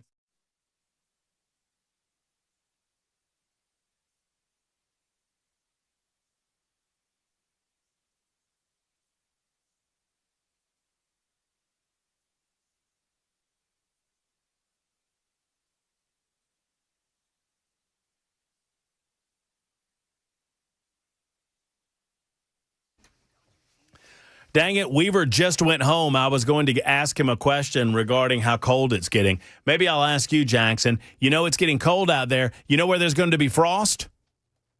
Outside. On the plateau. Cumberland Plateau's getting some frost tonight and tomorrow. I mean, it's going to get a little frost on the pumpkin, right? Because it's getting cold. And if you've not called Efficient Heating and Cooling as of yet, I encourage you to do just that. Efficient Heating and Cooling, a small company, big results. I trust that Jeff Eddy will do the right thing. I trust his crews. They do what's right. They prove it time and time again. Now, what do I mean by what's right? Well, unfortunately, even though some heating and air conditioning companies recognize that they could potentially get you another season out of your heater, they get paid more money if they sell you a new one. And so oftentimes they are incentivized through commission and whatnot to go ahead and sell you that new heater. They don't do that at Jeff Eddy's Efficient Heating and Cooling. They don't work that way, as a matter of fact. They're invested in finding life out of that unit. It's time to go with Jeff Eddy and Efficient Heating and Cooling. Give him a call today at 615-784-4424. That's 615-784-4424 or efficienthvac.net. Once again, efficienthvac.net. Call my man Jeff Eddy and Efficient Heating and Cooling.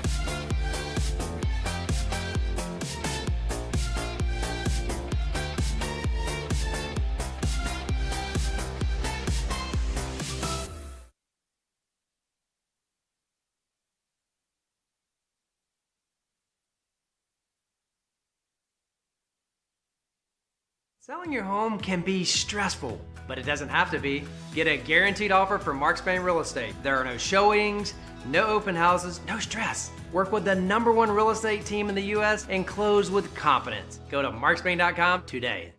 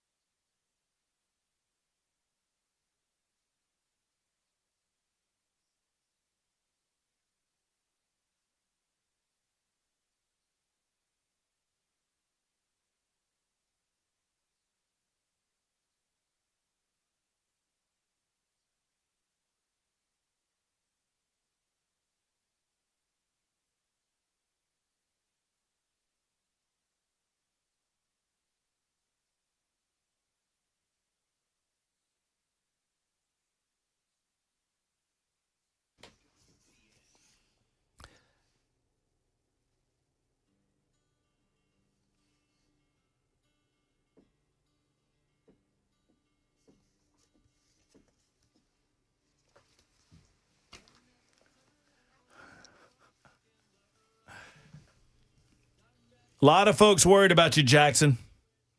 I'm fine. Not the least of which, someone, loyal listener. Well, I've got the card here. Someone has brought us this. Are we watching on television? A Nothing Bundt Cakes 3-pack of triple threat Reese Oreo Bundt Cakes, which look absolutely delicious. And there's a little flag in here that says, "Get well soon." And then I have a card, Jackson, and I'd like to read it to you. Y2J, cheer up sport, from Dick Vitale. So Coach has, that was nice. Coach has sent you something before leaving for San Francisco. Isn't that sweet? So these are yours, Jackson. You get to choose what you want to do with those. Up to you. Don't mind me. I'm just over here hungry. Been eating raisins. That's how hungry I am. Oh, my goodness. You got about halfway through that box of raisins. A third. Yeah, it's a big box. It's a big old box of raisins. So anyway, thank you to the loyal listener that sent Jackson a little get well gift package. We're a little bit concerned about Jackson and his health. He says he's going to be just fine, everyone. He's going to be going home tonight and watching a movie. Maybe you should watch baseball highlights or something. I'm good. You all right with that? Yeah, I saw a couple on TikTok, and I'm going to stay away for a while. When did, in all seriousness, we've been picking on you. I really can't remember his name. When did Vitello, when did he get to the Vols? 2017, he was hired. So he's only been there since 2017? Yes. Huh. I would have thought the way you were talking about him, he's been there 20 years. Felt like it. Mm-hmm. And he had enough success for a lot of programs. How many years have you, off the top of your head, do you know how many years he's gone to the College World Series? 5. And won it once? Yes. Man, oh man. That's good coaching. Wait, no, 3. That's good coaching. He went 3 times. 3 times. I mean, to the 8-team College World Series is what you're talking about. Yeah. Not the regionals or whatever. He went to the regionals every year, but I want to say one year they didn't have him because the season was canceled. Well, I appreciate you, Jackson. I appreciate you hanging in there and making it through the entirety of the show. Hey, Cameron, I got something for you. You know what Matt's text to me was when the Vitello news broke? Yes, you still have to come to work. That's what I said. Because I know him. Would you not go to work? I mean, this is such an opportunity to be here and say words. We appreciate you. Thank you for your words. Oh, by the way, speaking of words, All the Best Words podcast dropping. We just did one today. I don't know when it drops, but just look for it on the Super Talk 99.7 WTN YouTube page. Mark Levin is coming up next. For Cameron Smith, for Jackson Williams, for Ken Weaver, I'm Matt Murphy. See you tomorrow, folks. Until then, so long.